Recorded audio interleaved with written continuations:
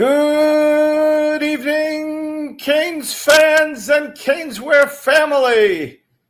Got people all over the world tuning in today, Gio. We're over 100 subscribers. Thank you very much. We're on our way to 250. Thank you for everybody. Let's give them a round of applause, Gio. All right. Welcome to the Caneswear TV podcast on a screen near you. We are excited. We're here Tuesday. We're here Thursday as well. I've got myself and Gio. Mondo is still in timeout, but he is going to be back next week. He has promised me.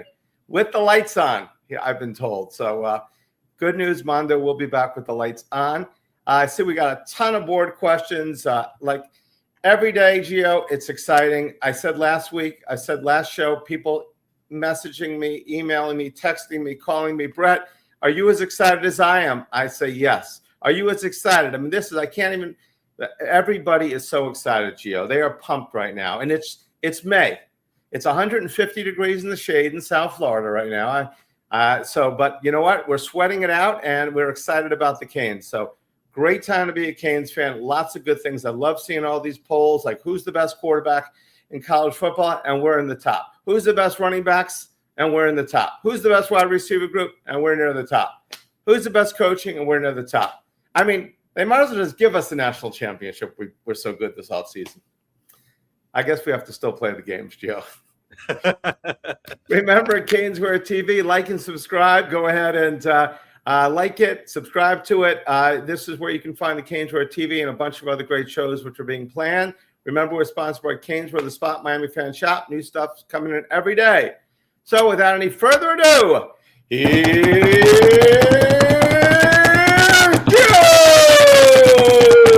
welcome, Gio. Loving the energy, Brett. It's a nice Thursday. You're absolutely right about the heat outside. I saw it come up within the news, actually, over the last 24 hours. We're having some type of heat front going on in the entire state of Florida. It's going to be really hot in the next couple of weeks. Hey, guess it's great timing with official visit season right around the corner. Official visits are going to start up in a couple of weeks here from now. I got a couple of decisions coming up as well that the Hurricanes are involved in. We're going to discuss a little bit of that. And I will say this, Brett, I do agree with these polls about Miami's position groups. Yeah, I think they have the best running back group in the country. I think wide receiver-wise, you can make an argument for number one. If it's not number one, they're one of the top three. Quarterback, I mean, Darian Mensah, the season he had last year, he's one of the best returning in college football this year just by the numbers. And then you throw in the amount of defensive line talent they have. Yes, everyone talks about Akeem Mesidor, Ruben Bain being gone, but Ruben Bain himself, he said, hey, I think that group could be just as good or even better the next year. And we saw some of those flashes from other guys. There's key pieces coming back, especially the interior. And you asked me as well, Miami's secondary, those defensive backs, top 5 in the country, definitely in that debate there. So I think they have strong position groups all around. I know people and fans, they always want more, but love the direction of where the roster is headed. So, Brett, there's a big decision tomorrow. Ezekiel Ayangbil, a Navy All-American. He played in the Navy All-American game as a junior this past winter. 4-star prospect out of the great state of Texas. He's down to Miami, LSU, and Virginia Tech. We spoke about him a little bit on the previous show on Tuesday. His decision is tomorrow. It's around 4 p.m. Eastern. His father is Dwayne Brown, who played for the Houston Texans, was a 5-time Pro Bowl offensive lineman. Crossed paths as well in 2010 with Miami's current defensive tackles coach and former Hurricane himself and first-round pick, Damian Lewis. There's a lot of ties there. I really like where Miami's positioned going into this announcement tomorrow. I think we're going to have some commitment fireworks again for the Hurricanes. Another week again. I don't think it will stop. I expect more commitments for Miami in the ensuing weeks as well. They're not going to win every recruitment, but I think this one's a really big one. It's a really big one. You want to continue building in those trenches, especially on the interior. For how many years, Brett, did we say during the Randy Shannon era, Al Golden, maybe not so much Mark Richt, because Mark Richt had guys like Gerald Willis and Kendrick Norton and RJ McIntosh. Those guys are really good D tackles. The Manny Diaz era as well. We always talk about the running joke back then was, can he play DT? When we would talk about a recruit, can he play DT? We need DTs. I think it's great, the skill position guys and all the other stuff, but can he play DT? I don't think Miami has that problem anymore, but it's always great to continue stacking on what you already have. I think he's a tremendous prospect. He actually had a sack in the Navy All-American game back in the winter as well. That was in January. Like I said, his father crossed paths with Damian Lewis. They both played for the Houston Texans at the end of Damian Lewis's NFL career. He is a double Virginia Tech legacy. His mom also went to Virginia Tech. His father went to Virginia Tech as well, but I don't think the pick's going to be Virginia Tech. This is coming down between Miami and LSU, and I'm really liking how Miami is positioned going into the announcement tomorrow. Well, if you like it, Gio, I like it. I was wondering why Virginia Tech was in there, and but in Virginia Tech does have a new coaching staff. They do have the best. James Franklin. Franklin is right now it was a great get for them, obviously. So who has obviously Penn State's had a lot of defensive success. I mean, not that Franklin was there forever, but I would love to see him come here. I mean, how many guys can be coached up by a first round draft pick that played in the league and a Hall of Famer that played in the league? I mean, if a defensive tackle comes in, is it only the DT line coach coaching him, or do they basically sometimes both coaches work together on things? I've always wondered that. They cross-train a little bit between both coaches. That does. So you're going to get to play with both of them. You're going to get the experience of both of them. That's awesome. And then we've got Heatherman, one of the top young defensive coordinators in the league, and then you've got first round pick who played in the league and a Hall of Famer. I mean, you really can't get coached up any better than that. And we just proved it by having two guys in the first round. So it's not like they're saying, oh, these guys are good, but can they get anybody in the league? We got two guys in the first round, which is pretty spectacular. Yeah, I don't think it can get any better than what you just said, Brett. Everyone always talks about like Jason Taylor, and rightfully so, because of having those two first rounders with Reuben Bain and Akeem Mesidor in this draft. One guy getting drafted by the Bucs, the other one by the Chargers. I expect big things for both of those guys this year. However, Damian Lewis just being here in his first year as a defensive tackle coach last year, and obviously alumni with the program and everything, was a great player himself for Miami. Yes. Became a first-round draft pick. However, I don't think he gets enough of the spotlight as much as Jason Taylor, because of Jason Taylor being, the gold jacket, NFL Hall of Famer, rightfully so. He was a tremendous player himself. But Damian Lewis, what he did with those defensive tackles last year, truly impressive. I mean, look at the way that Ahmad Moten played last year, especially in the playoffs. He's in first-round discussions right now. Justin Scott, the back half of the season, it seemed like the light really started to come on, especially in the playoffs. A lot more splash plays consistently. He's had a really good offseason so far. He was phenomenal in spring. He's the one guy that I've picked like consecutively and consistently that I think he could rise up on NFL draft boards. I think he has the ability to be a first rounder himself. So that group and what they got out of David Blay last year when he was healthy, I know he had some injuries along the way, but Armando Blunt even getting in the mix there at D tackle. I don't think Damian Lewis gets the same type of credit as Jason Taylor, but he definitely doesn't. Jason seems like, not that he's more fiery, but he's obviously, he has the reputation. He is the Hall of Famer. He did play locally. I mean, it's funny. One guy was a first rounder, had a decent, played with the in the NFL. One guy was a third rounder, I was homeschooled most of his life. Jason Taylor played at the University of Akron, I think.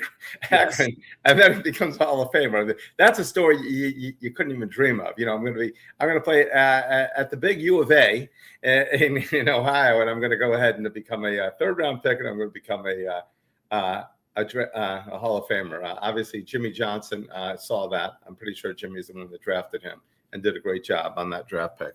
So I think any defensive lineman is got to be, biting at the chomps, saying, "Hey, I got a chance to play with these studs. Look what happened."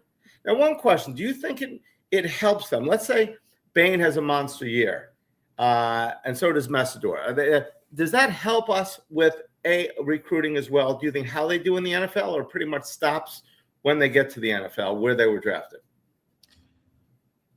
I think it kind of stops with like where they get drafted.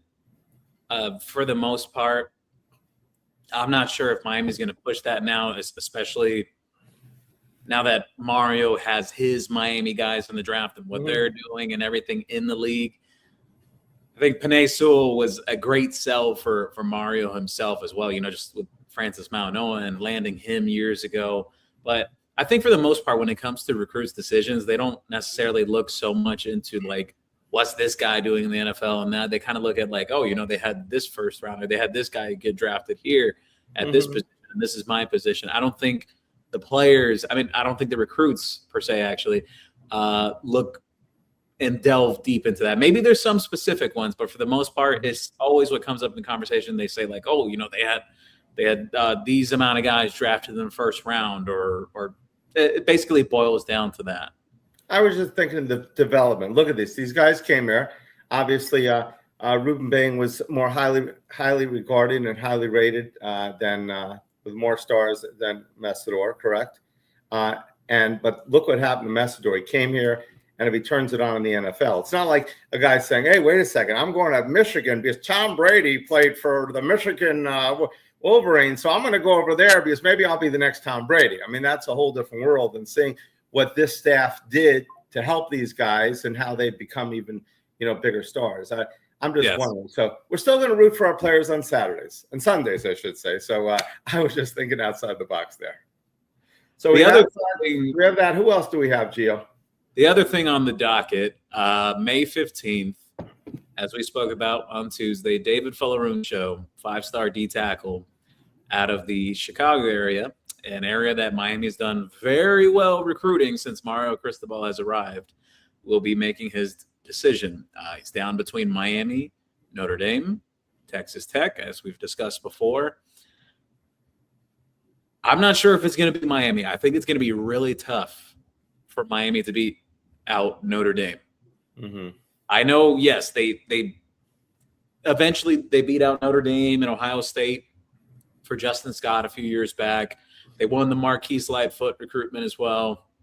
Israel Abrams recently, Gavin Mueller last year, flipping him as well. I think this one's going to be really tough. I'm not saying it's not going to happen. I'm not trying to hedge bets here or anything. I'm not putting in a pick yet, but I don't think that one is as done as Ezekiel Ayungbil is tomorrow. I expect at this time tomorrow that everyone will be talking and discussing about Ezekiel Ayungbil as a Miami Hurricane commit by this time tomorrow. Now, when it comes to Fullerone show, I still think there's more runway left in this. I still think there are discussions to be had between both parties, ironing out details. Notre Dame, the other thing I'll mention as well, I know plenty of Hurricane fans, if you follow recruiting very closely, I'm sure you saw some of that news popping out today that Notre Dame caught some momentum with the 5-star offensive lineman Oluwasemalor Alobabala, who Miami was also looking at as well. I know it's incredible. I don't know, Gio. We're going to have linguistics, enunciation, something. You're going to have to go. We're going to have, when you're saying these names, we need special graphics to say like the how it would be in a dictionary and how their name would come out. Like yes, that's what we need. So you're talking about these players, Gio. So I know I'm not the only one that can't pronounce them, but it's phenomenal. When it comes to that 5-star tackle as well, Notre Dame really trending there. Miami's kind of taken that position where they're doubling down on the Mark Matthews recruitment. Mark Matthews is going to visit the last weekend of May, which is only a couple weeks away, actually. It's Mother's Day this weekend. About 2 weeks from there, you got official visits going on and everything. So plenty of time still on the clock there, but Miami's more focused on that Mark Matthews has been that guy for them, that they want to land him. Yes, all the Texas A&M hype and everything, but the Mark Matthews recruitment, honestly, Brett, it reminds me a little bit of like, not saying one for one that it's happened exactly like the Jackson Cantwell recruitment a year ago, but it does remind me in that sense where, another team kind of pulled that momentum. Jackson took a couple of other visits before making his decision. He stretched out his decision. I think people forget this. Jackson Cantwell was actually planning to commit to Miami at the spring game last year, and that stretched out a few more weeks. And then finally he made his decision. It was Miami. And, the whole hoopla back then that a bunch of SEC schools were making that, Miami pays top dollar and they're overpaying and this and that, just the whole story that always comes out if Miami wins a high profile recruitment. I still do think there's a chance for Miami to sway the Mark Matthews recruitment back their way. I think the door is still open there, especially the fact that he's going to go through with the official visit as well. The fact that Miami's even doubling down even more, and because they could have made the decision to just, all right, you know what, we'll let Matthews go to A&M and we'll chase after Alubawala, and they didn't make that decision. They're focused on Mark Matthews. That is their focus. That's who they want. They want him. They want the kid from Alabama as well, Jatori Williams, who's Dalen Upshaw's cousin. Speaking about Dalen Upshaw, he's got two cousins in this recruiting class that Miami actually really likes. Jaden Upshaw, who's committed to Texas A&M. Miami's still very much interested there. They're going to play a little bit more of the long game. Let's see. D-Briz said, Gio always be hedging. Where's the inside info hot takes, my guy? Give us something different. I'm not hedging. I'm being honest. No one knows yet where David Fulleroon's show is going to go.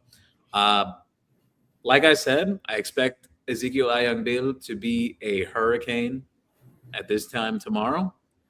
Unless something drastically changes between now and the morning, I expect the pick to be Miami over LSU. Not many people are expecting him to follow, his parents' legacy to Virginia Tech. He's going to kind of pave his own path. And the relationship there is very important between Coach Damian Lewis and his father, Dwayne Brown, as well. So that kind of factors a little bit into the decision there as well. And hold on. Howard Stern said, damn, we're striking out a lot, Gio, and the board is getting smaller and smaller. Miami needs to open the checkbook and get that defensive tackle from Chicago. Stop being cheap. I wouldn't say so much as that they're being cheap, because Mark Matthews, as I've said, and I've been consistent with this, and I'm sure people have probably seen it from other places already at this point, Mark Matthews is one of those few guys this cycle that Miami's very much willing to put the money down for, that they think he is worth that compensation battle per se. Now, other guys like a Jaden Upshaw, for example, who I just mentioned a moment ago, Miami took the approach there that they weren't going to overpay, or the same thing with Myson Johnson-Cook. Auburn was having losses left and right in recruiting battles, and they needed a big one, and they decided to pay way over market value for Myson Johnson-Cook. But again, like me and Brett talked about this on the last show, are people really complaining that Miami ended up with Ty Keys? Because Miami was willing to take both Ty Keys and Myson Johnson-Cook. It's not like they settled. Like, Ty Keys was a take for the program at the same time Myson Johnson-Cook was. At this point now, there's a chance Miami only takes Ty Keys. They were willing to take both of those guys. So, and again, there's a lot of time left on the clock. I want to remind people of this. And what I mean by a lot of time left on the clock is the fact that the season has to play out. Who's to say what if Auburn has a really bad year and the kid reconsiders, like, man, I don't want to go to Auburn. They just went like 3-9 this year. Why would I want to go there? That happens. That happens a lot. So I think fans are getting caught up in the moment right now. I think this class is going to be fine. And I've been consistent with this, that it's not going to be a large class. You're looking at 20-something guys in this class. It's not going to be up in the 30s, but there's still room to add. You still are in play for Mark Matthews. You're still in play for DJ Jacobs. You're still going after Caden Henderson. You still have the possibility that Amir Sears may reclassify down, who's a 5-star himself. There's some other potential 5-stars that can reclassify down that Miami's going after. There's a 5-star safety that Miami's still chasing after. And actually, this next guy I'm going to mention, not a 5-star safety himself, but a high 4-star, and Torrey Pittman Jr., who Miami is chasing plenty right now. LSU's another program there for him, the Nebraska commit. He's from Nebraska, but anytime a kid is willing to take visits, it kind of opens up the dialogue for things to happen. So I think fans need to relax a little. You're freaking out over a class that's hovering in the top 10 right now and still has additions to come from now until July. I always say this every year. Fans get amped up about like what's happening in April, May, June. Let the summer settle, let the dust settle, let the official visits happen.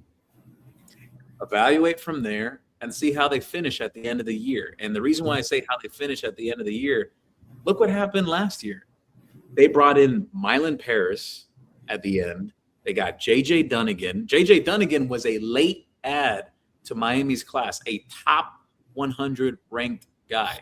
They added him within the final weeks of the recruiting cycle. So I think Miami fans need to take a step back and relax a little. Do I understand why people are saying, oh, we're having this miss or that miss? I think people are hyper-focused on it right now because of the whole Mark Matthews saga. If Miami didn't get a specific guy or anything of the sort. Miami's not being cheap. I just want to say this. Miami is not being cheap, okay? Because if Miami was being cheap, they would not have Israel Abrams and Nick Lanier right now. I'm just saying. So so on the Miller, how come everyone thought that he was not going to be here? I mean, he didn't say he's going to Texas A&M, did he? Who, Mark Matthews? Yeah, Mark Matthews. He's kind of told people behind the scenes about over a week ago, 2 weeks ago, that he was leaning towards picking Texas A&M. I just think the factor that now the pressure is on Texas A&M to stave off any advance from Miami or another program. I know LSU is trying to get involved with them too, but it's more so a Texas A&M Miami thing. I think all the pressure is on A&M. It's like the same. It's the same concept. Like I've heard Cane fans talk about this. Like when a guy has been discussed plenty, or there's a feel around the recruitment that a guy's close to committing to Miami, and it kind of delays and delays and delays, and Cane fans feel uneasy because they've kind of seen that song and dance before, where a guy that's supposed to go to Miami continues delaying, and they end up elsewhere. I deduce that down to they never really wanted to come to Miami when that happens. That they were looking for a reason to go somewhere else. Now, the reason why I say the pressure's on A&M, because everyone knows at this point that, he was favoring to go to Texas A&M. Now, Texas A&M has to do everything in their power to stave off anything that Miami does or says between now and his official visit, and especially that official visit, because whether people want to admit it or not, a visit can absolutely change many things. I'll give an example. When Jackson Cantwell finished up his visit to Georgia before committing like a week later, a year ago at this time, that's when he knew. When he finished his Georgia visit, he was like, I don't want to go here. I want to go to Miami. He admitted it himself. He was still undecided. Absolutely. So come down, see the campus, see the coaches, meet the players. You never know what could happen. Yeah, I think – all right, because I think I know another reason why Miami fans are a little upset right now. Gus Corsair, a 4-star interior lineman, made a decision today. It was between Miami, Oregon, and another school and everything. I just want to remind people, Miami only got face-to-face with him like one time in the past couple months. Like that, I'm not sure why people were getting worked up thinking like, oh, they were going to land him. Or I don't even know. Like I'll put it to you this way, Brett. I have a private board on Discord, and I've never talked about Gus Corsair extensively to the people subscribed. And this is not me tooting my own horn. I just never heard a thing like, oh yeah, Gus Corsair is leaning towards Miami. Again, this is nothing against the national guys or anything, because I saw it in a group chat today that I'm in that someone said, well, this national guy said, that he felt like Miami was trending very well for him or whatever. That's the first I ever heard of that. Mm-hmm. So it is what it is, whatever. I just think Miami fans need to relax at this point of the offseason. There's so much time, and I know people are going to say, oh, you're going to say, wait till December. Yeah, I am going to say that actually, because I saw how Miami closed last year. People are getting worked up about something right now. And then there's the usual comments that I see where people say, oh, well, not many flips happen now. What are you talking about that not many flips happen right now?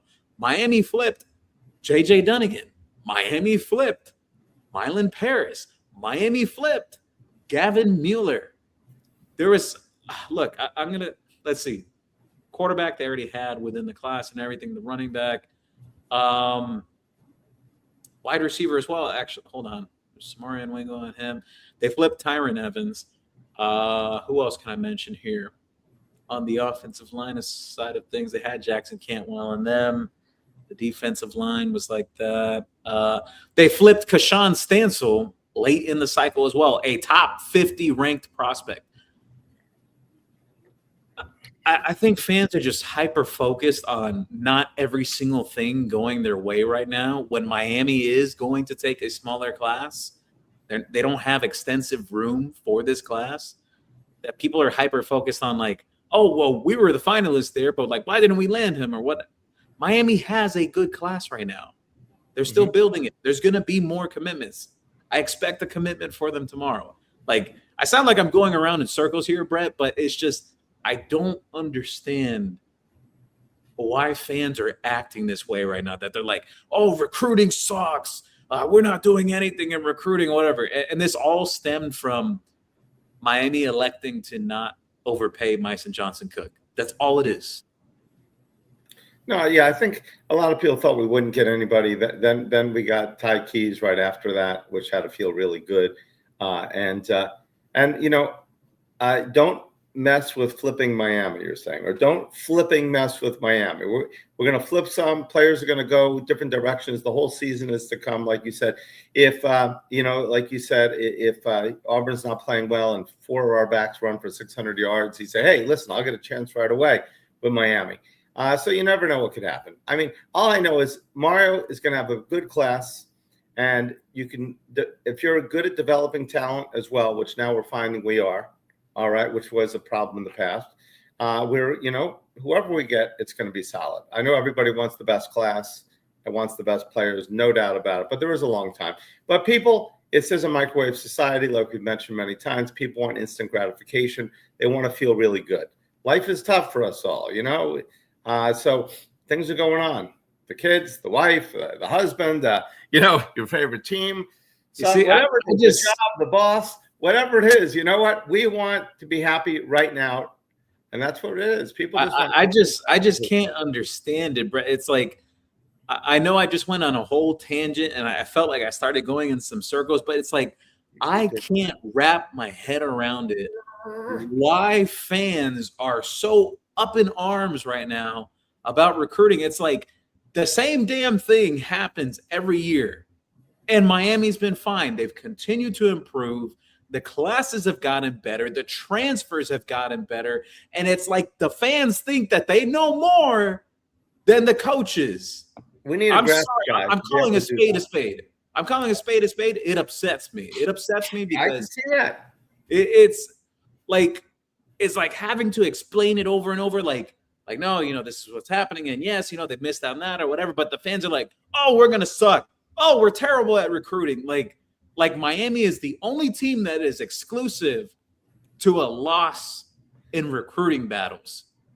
If you are a fan that thinks that way, I want you to put a comment. I want you to put a comment here if you are one of those fans that you think that Miami is the only team exclusive to a recruiting loss. And not only that, people freaking out over Mark Matthews. He hasn't even made a public decision yet. Why are people freaking out over something that hasn't happened yet? It's like the concept of like the damn sky is going to fall, right? That people are saying the sky is going to fall, right? But the sky hasn't fallen yet. Calm down. Oh my God. Like, I never really get amped up like this, but honestly, Brett, is pissing me off the way fans are acting.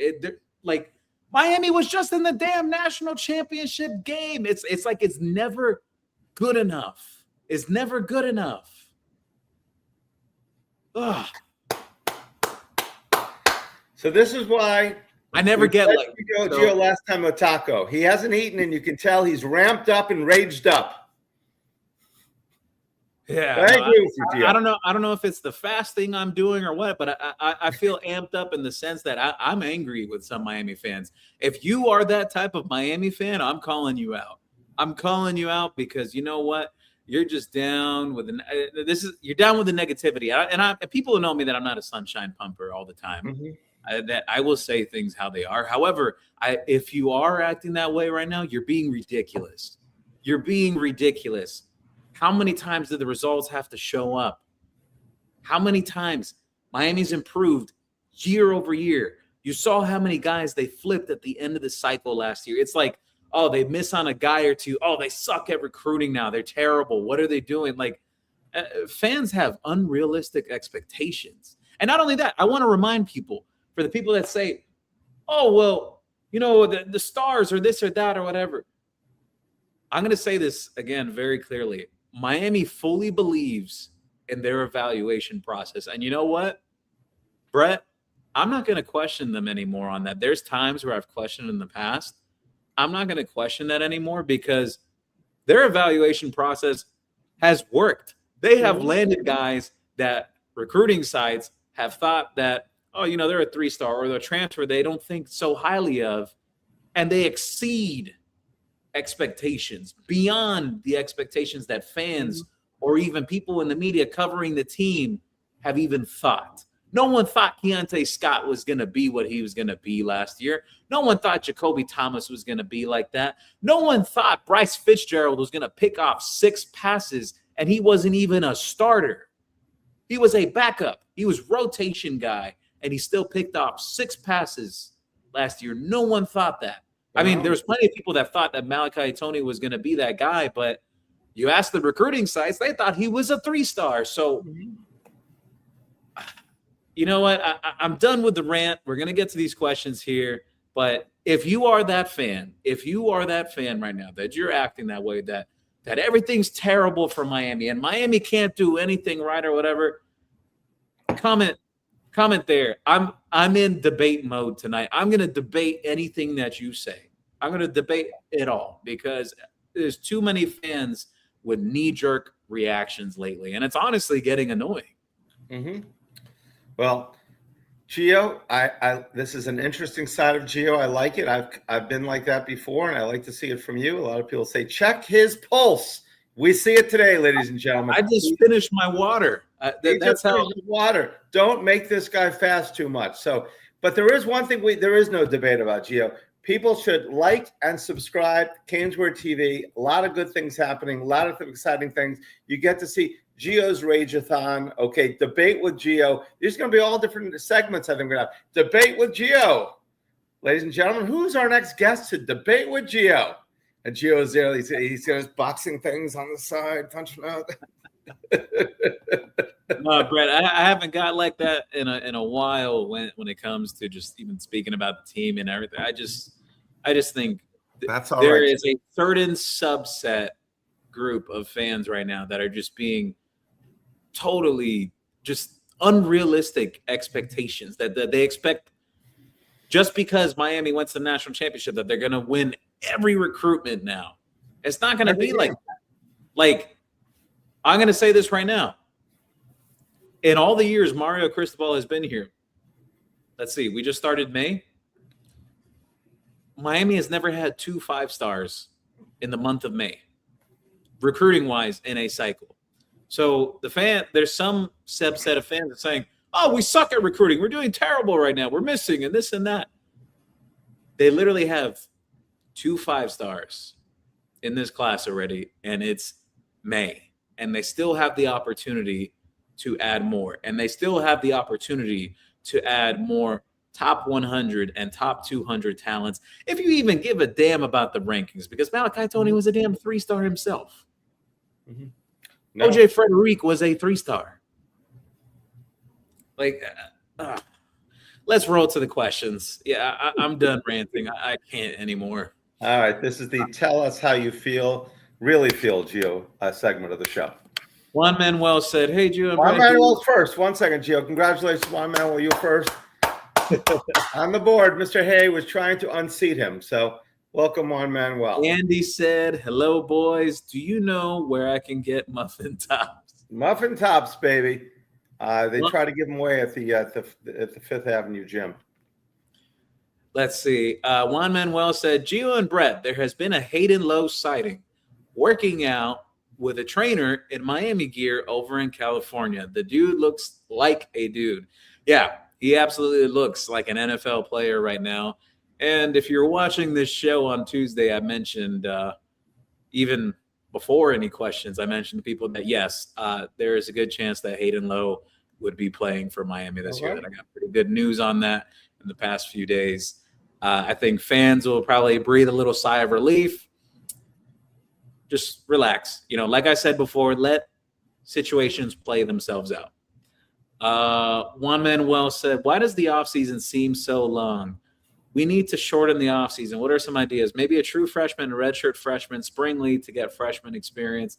I don't think coaches will ever allow that, but I think the best way to put it, I've noticed this specifically, there are 2 lulls in the time of the offseason. And what I mean by that is right after the national championship ends, going up into March, and then right after spring ends until the official visits start taking place. So you got about a good range of 3 to 5 weeks every offseason where it just seems like there's nothing going on.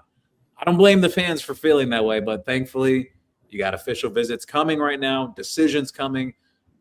There's going to be plenty to talk about, plenty that will be happening around the program now, thankfully, because there's definitely been some slow times. It's like, man, like, what do you even talk about? And it's funny because this is the shortest offseason, I think, in the history of Miami football, because there's never been a championship game this late. I mean, there were years we didn't go to bowl games.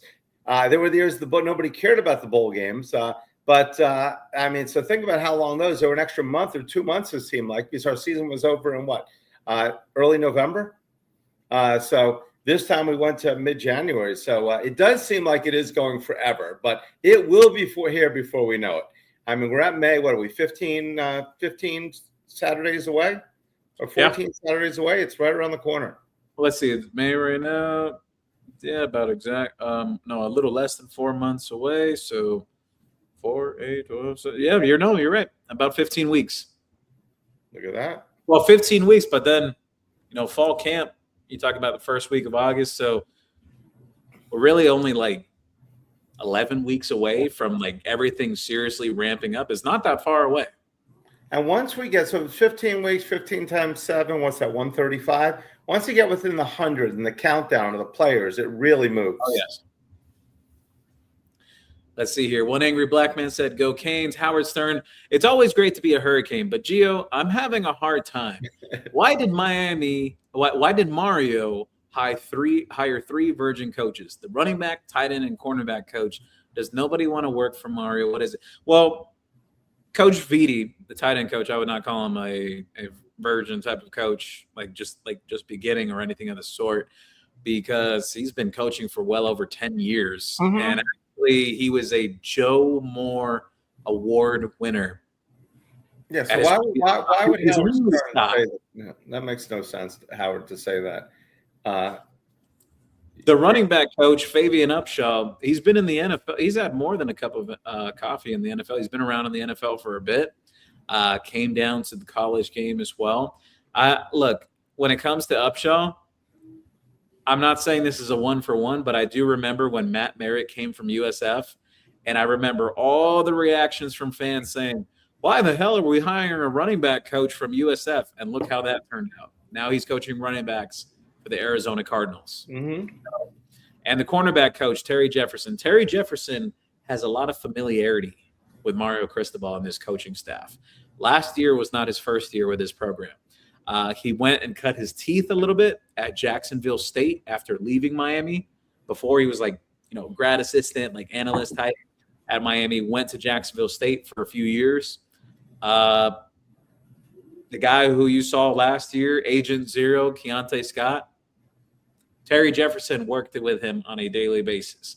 The other thing I'll say there, Zachariah Poyser, he worked hand in hand with him at Jacksonville State. So is it the most sexiest hire? No, it's not the sexiest hire because it's an in-house hire. It may not be the wow pizzazz name that fans were looking for. However, I think continuity and familiarity is very important as well. I think people also forget too that Jason Taylor was also a analyst before becoming defensive ends coach at Miami. He was analyst for a couple years. It wasn't like he just came in and I got this first rounder and that first rounder. He cut his teeth a bit and moved into that role. So I think fans need to pump the brakes a little bit before judging these 3 new coaches right now.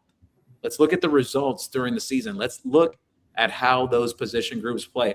Let's see if the tight ends block better this year. I think more than anything, running back and cornerback are going to be fine. They're going to be totally fine. Miami has a ton of talent in those rooms. I want to see what happens with the tight ends. I want to see if that group blocks better. More than anything, just if they block better than they did last year. Because for anyone who actually watched the games, it was a big problem. It was a big problem the entire season that they couldn't get enough push up front from the tight ends. There's an old saying, Gio. They never heard of him until they did. Yeah. So just because we didn't hear of somebody or know of someone as much doesn't mean he's not going to be great. Everybody started. Not that these guys aren't started out, but everybody started their career really rose fast somewhere. I think sometimes too, not just Miami fans. I think sports fans in general. Sometimes they have a fear of the unknown. Of course. They have a fear of the unknown because I look back to it. Perfect, easy example. When Cam Ward finished his magical season at Miami, you had so many Miami fans saying, oh my God, how are we ever going to be successful again? How are we going to have another nice season? Cam's gone. We wasted it, this and that. It's all a bunch of fans would say. Then came in Carson Beck. Mm-hmm. Then what happened this past season, the run Miami went on. I think fans are just, not all, but some are terrified of the unknown. I want to know what Miami fans did that think that way during the 1980s or the 90s or the early 2000s, that being afraid of the unknown, that, oh my God, we just lost Ed Reed. How are we going to replace him? And then there's a guy, Sean Taylor, who came through that did so well. Or we just lost Reggie Wayne and Santana Moss. Who's going to be the next guy to step up?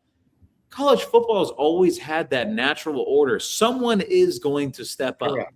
It's going to happen. You're not just going to be devoid of talent every single time, especially at the rate that Miami's recruited. And not so much recruiting, just the evaluations they've made, and they've continued to get better from compared to when Mario first got here to now. It's improved a lot. And I think it's more so just the cohesiveness he has with his coaching staff now, that it fits much better now than it did with his first staff at Miami. I look back to that first staff. They had a bunch of big names, but it didn't work out. It didn't. No, absolutely. It's not in the name. I mean, I look at it like in the NFL, similar to the NFL draft. Player gets drafted. It's like, why all the experts? We don't know who the guy is. Like the Dolphins drafted the guy, Caleb Douglas, I think it was in the third round. Why did they pick him?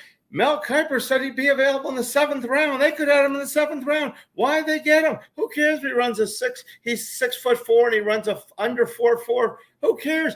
We could have got him when he said. And then you see Jacoby Thomas was supposed to go 7th round or so when he got drafted in the 3rd round. But we know him. It's like, what a great pick. They picked Jacoby early. That was ridiculous, that 7th round grade. So it's like, when our guy gets picked higher, it's like, oh, now they didn't know how good he was. When your team, an NFL team or so, picks somebody and you say, hey, that guy could have gone 3 rounds later. Why did we get him so early?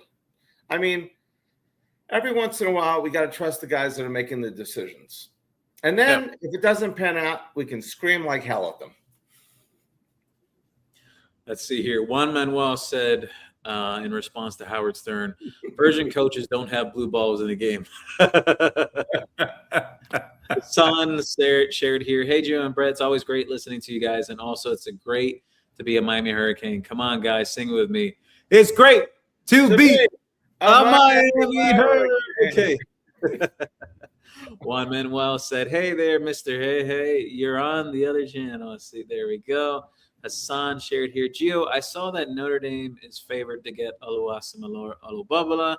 I hope Miami feels good about Mark Matthews. I hope they know something we don't, because if we lose both, that would definitely suck. Yeah, it would suck if they missed on both. But, yeah, they're all in on the Mark Matthews train. They've kind of bowed out of the Olubabala recruitment.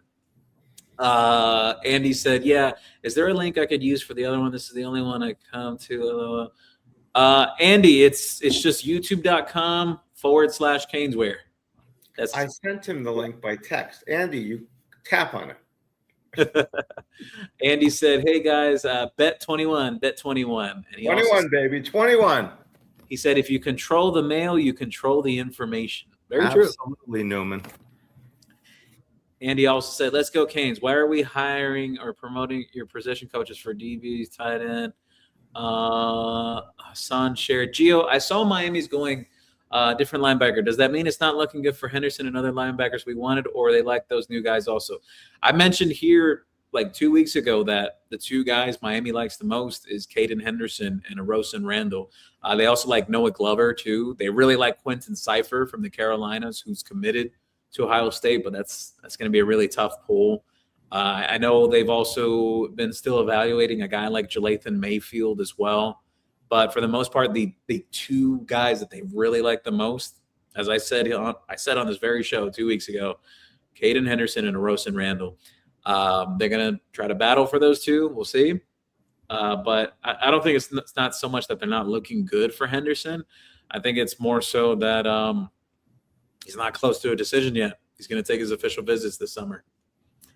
Hassan shared here. And what did you think of the Jefferson hire? Are you happy with it? And do you think Miami wanted someone else and they ended up settling? Yeah, well, it was obvious and out there in the public that they really liked Rashad Wadood from Oregon, who has tremendous West Coast ties. Just that whole California, Vegas, Arizona area. He's got great ties in that area, and especially a lot of DBs come out of that West Coast area. However, would it have been phenomenal for them to land him? Yeah, absolutely. It would have been huge for them to land him.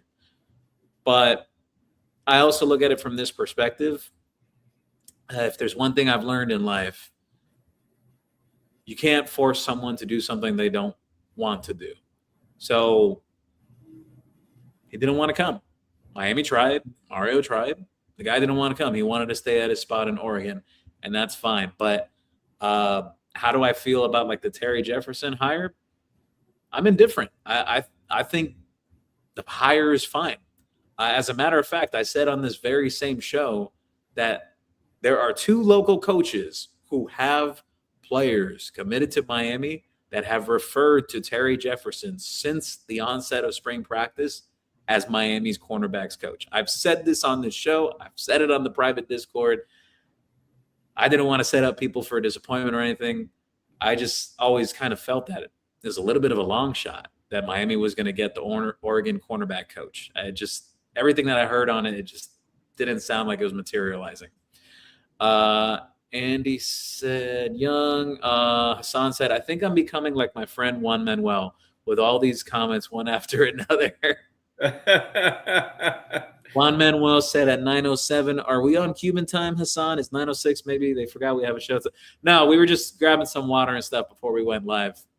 Gio, just looking at the YouTube, it looks like I think they're referring to Mr. Hay is actually on the Caneswear, on the Caneswear YouTube, and I think most people are still in the. That's what it is. He's on the other. So Mr. Yeah, but for the people on the Who Want Smoke channel, it's right there on the title. Subscribe to Caneswear. I put it there for a reason. This is the Caneswear show that we're doing here. Let's see here. Hey, Gio and Brett, last year the Canes led the college football in sacks with 50. Where do you both project that total this season? That's a really good question. Because a lot of that can vary on how far Miami goes into the season. Exactly. But, 50 was an impressive number. What we played, how many games did we play last 16 year? 16 games Miami had last year. 16? Yeah. Yeah, so we had a little over 3 a game. So I think I'd love to do 60 this year. Let's change that 5 to a 6 in 16 games. Or actually, we could just play 15 games, right? No. I'll set it at. We want 16 games. I'll say 45. 45, yeah. So it's 15 games. If we win the conference, we get a bye.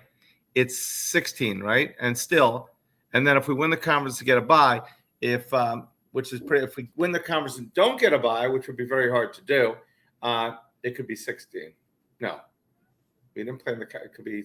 Let's see here. 17. Juan Manuel said Hayden Lowe sighting. He's looking good working out in Miami gear in LA. Looks like a first round. Yeah, so he talked about that. Juan Manuel said Cuban time allows for a sandwich, half chicken with rice and malt. That's funny.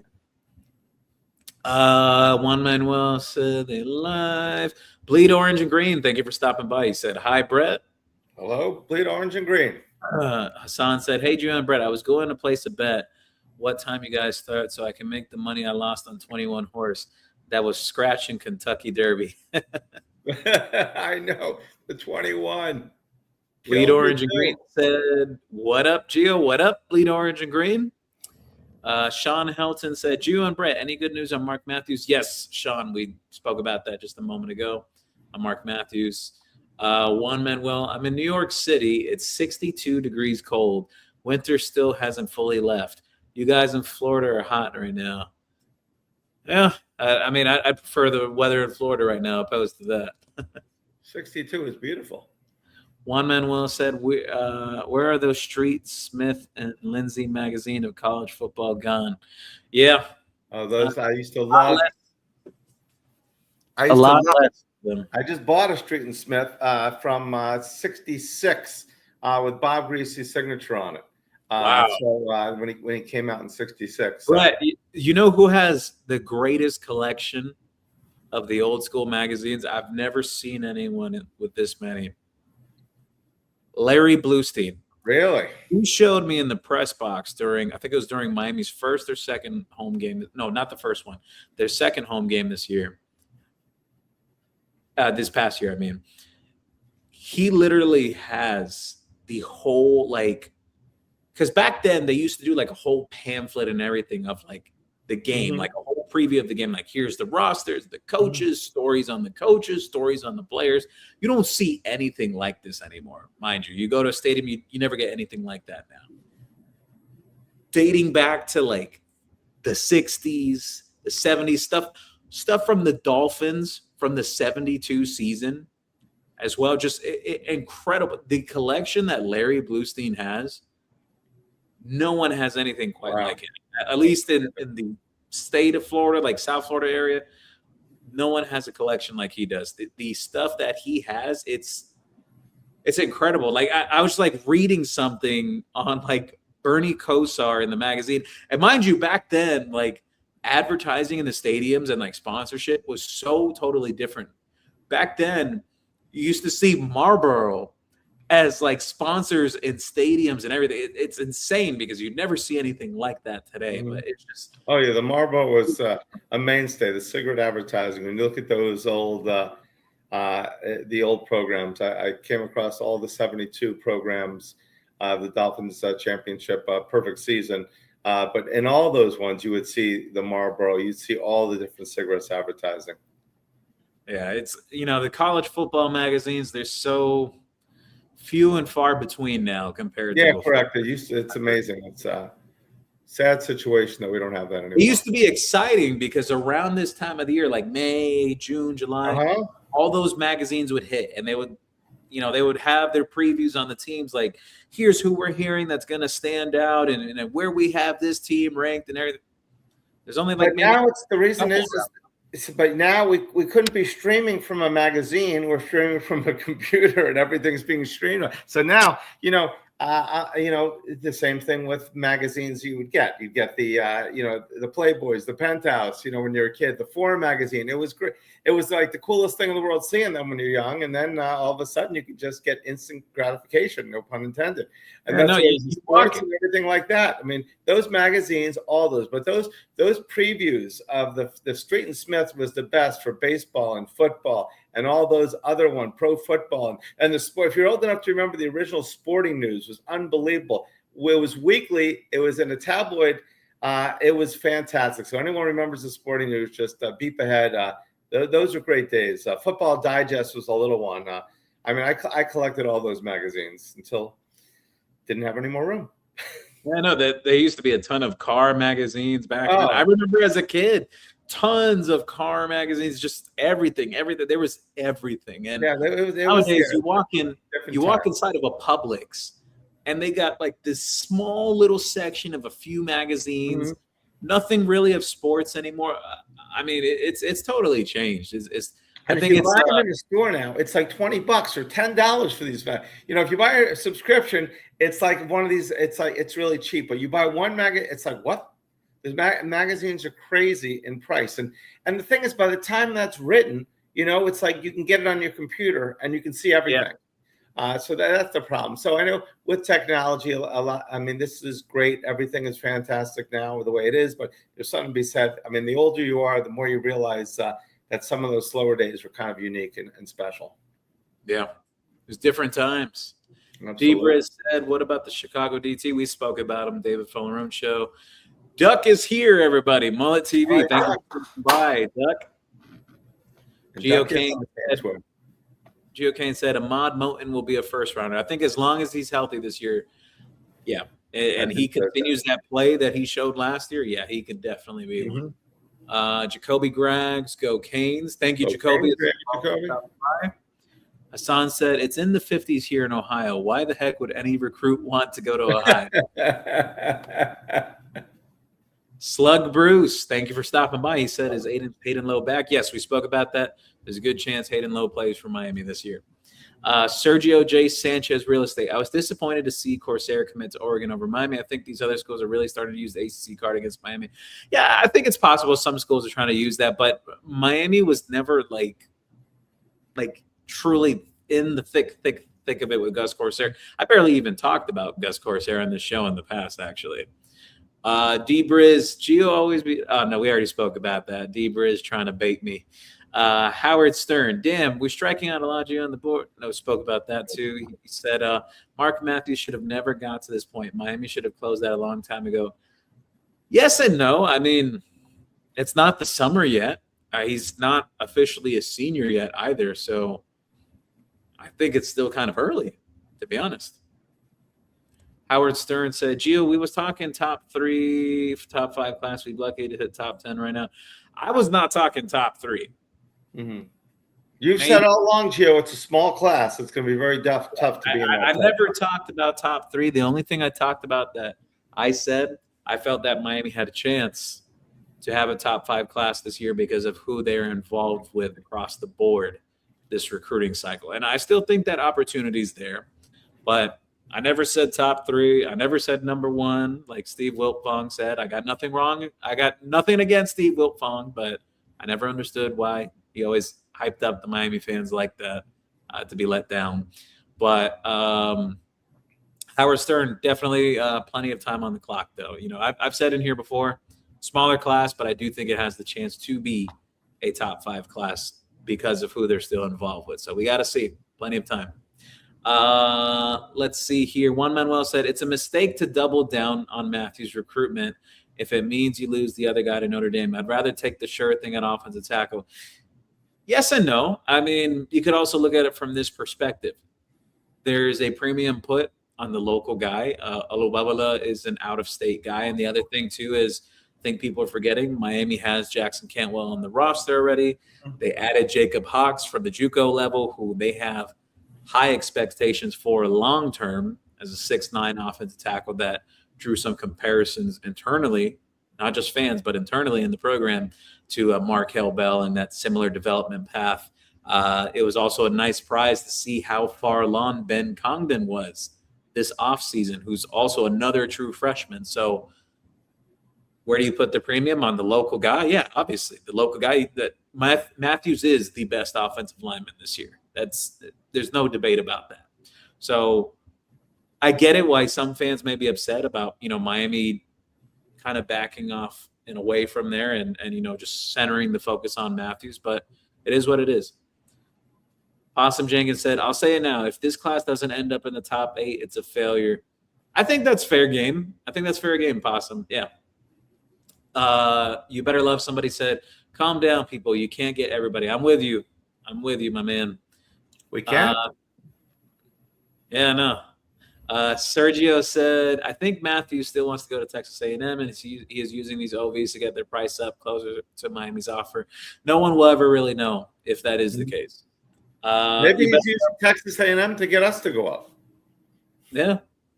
He also said here, you better love somebody. Said, Canes always finish strong. I agree. Howard Stern said, Mark Matthews is one great player prospect. We need to take advantage of making it to the national championship and getting a stacking top 5 class. Yeah, but you could only do so much with so many roster spots you could fill for next year.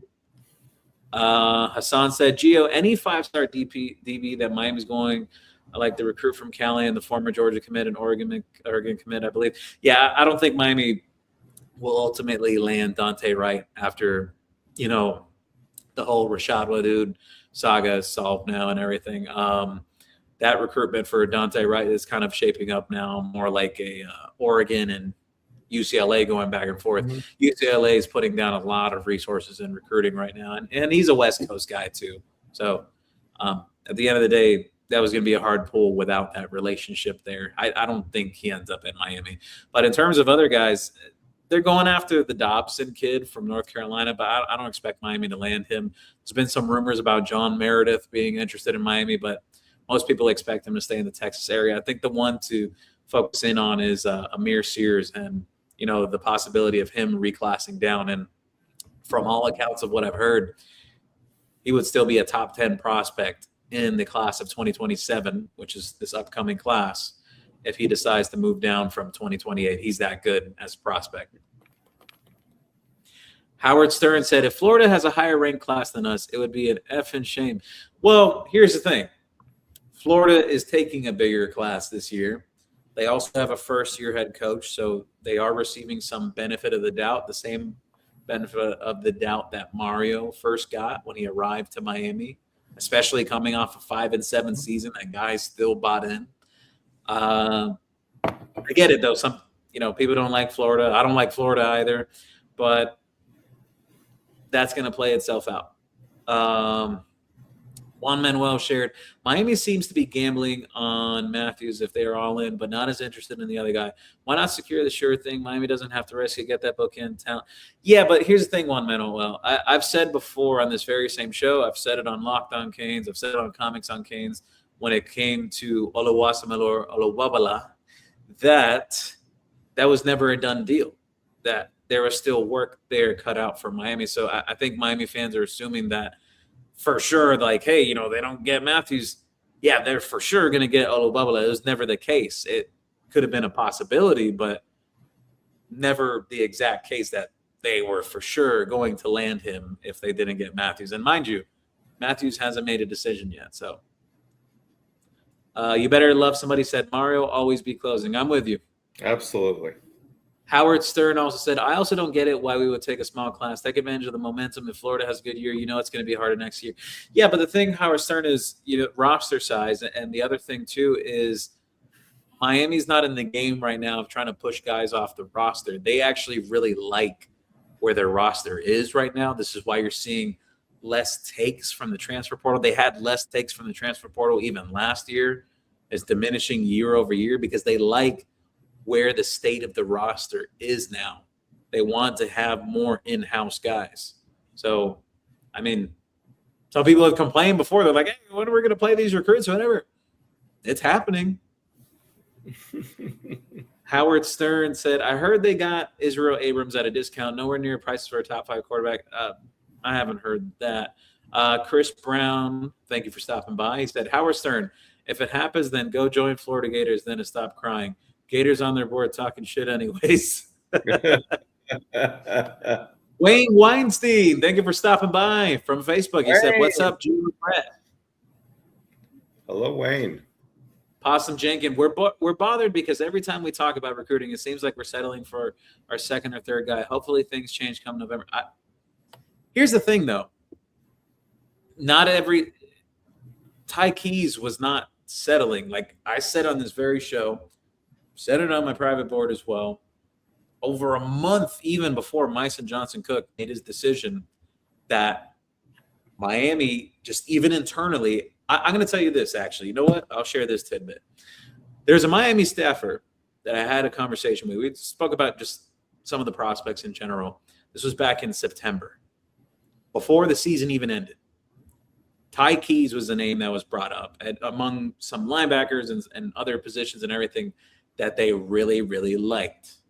They were talking about, the big game that he had in the state of Mississippi. Someone even mentioned in this chat on Tuesday, actually on this YouTube chat, saying that Ty Keys, the records he broke is records that were set for years by a guy by the name of Marcus Dupree. So I think that's to be in great company in itself. But he was never a second or third guy. Miami was willing to take both Myson Johnson-Cook and Ty Keys in the same class. They viewed both the same type of way. They were high on both. I think that is a misconception that has been spread about by people because Miami didn't land Myson Johnson-Cook, that people took the position, now we're settling for Ty Keys. They didn't settle. They were going to take both guys. Now, they may not even take a second guy. So did they actually settle? I don't think so if you look at the way that they've handled things. Now, in terms of a second or third guy, recruitment-wise right now, the nickel that they have in the class is the guy they've always wanted, Sherrod Gourdin. They're still chasing after other safeties to add with Jalen Jones. They have a 4-star tight end in this class, DeMarcus DeRoche, and they're still chasing others. They're still looking at receivers. It's not going to be a big receiver class because they just took 4 last year, but they have a 5-star. I don't understand this, why people are saying, it seems like we're settling for the second or third guy. Where have they settled? Sean Tatum was their top interior lineman for the offensive line. They landed him. Mark Matthews hasn't made a decision yet. He's their top tackle for this class. He hasn't made an official decision yet. So I think fans are jumping a little ahead of the gun right now. I'm starting to run in circles again. No idea. Nuts. Now, Gio, it's that instant gratification. I'm not calling anybody out by name, but you know what? It is, it's like we are stacked with talent. We probably have one of the most talented rosters out there. So like you said, we're not getting rid of guys that are on our roster. We're only going to have so many guys on our roster. How many guys are we going to have total on the roster? It's up in the 90s now. Yeah. And we have how many right now? 65, 70? 65, 70 for what? I mean, for next year that we think are coming back. Oh, for next – yeah. Yeah, so there's only so many guys we can take. You have the new 105 limit, but Miami also likes to hold some of those roster spots open. You never know who you're going to get and everything like that. So, I just think you're right. It's we're in May. It's not till 6 months. It's too far out. Yes, we're spending a lot of time on this, which is fine. It's if the fans want that. This is a funny comment here. Howard Stern shared here. Listen, Chris Brown, I'm just saying I've seen this rodeo back in 2001, 2002. Oh, come on, Howard. Don't compare Mario Cristobal. Howie. The Larry Coker. I love Larry Coker. Good guy and everything like that, but maybe not Larry as much. Coker was given. I've literally had former players tell me this. They all loved Larry, like as a person, but they said Larry Coker was given a Ferrari and he crashed it into the brick wall. He was given the Ferrari and he crashed it. Yeah, he was not Mario.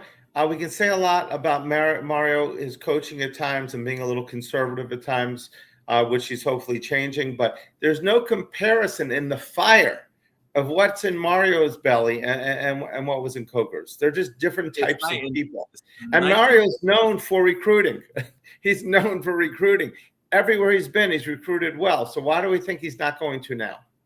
Yeah. You better love, somebody said, like Aaron Rodgers said, relax. Yep. Relax. Wayne Weinstein, people just have to let recruiting play out. Thank you. A voice of reason. Sergio, what's the difference between an official visit and the visits Matthews did this spring? What can Miami do or show that they couldn't then? Well, they can wine and dine him a bit. The family can join in much more on the festivities of the visit opposed to an unofficial as well. There is plenty that they could do. They could get much more FaceTime as well. Usually when these kids come on an unofficial, they're only there for a few hours at a time. Most don't even spend the night and come back the next day or whatever. Some do. They'll make a multi-day trip with their family in the spring or summer or whatever. But it's a very different setting. The recruits themselves, they get a simulation of sorts of what it would be like being on campus, being around the coaches in a daily environment. You can't simulate all that in just a few hours. Exactly. Juan Manuel said Aaron Rodgers was high on herbs that day. Wayne Weinstein said Miami will get their share. They will, as they have since Mario's been here. Gilbert Hernandez, Miami will win the national championship this year. I definitely hope so. We hope so, Gilbert. Jose Gonzalez said, fan addicts, it's in the word. Yes, agreed. Mm-hmm. Chris Brown, can we, as Miami Hurricanes, for once have some positivity? I agree. I think, I don't know, man. I think fans are just, some fans, not all, some are being a little unreasonable right now. Gio Kane 75 said the fans want to win the offseason too, Gio. Well, here's the thing. The fans used to hate being called the off-season champs. Like there was terms coined for this, other programs. Always called. The other schools would always call it that. Champs and then do nothing during the season.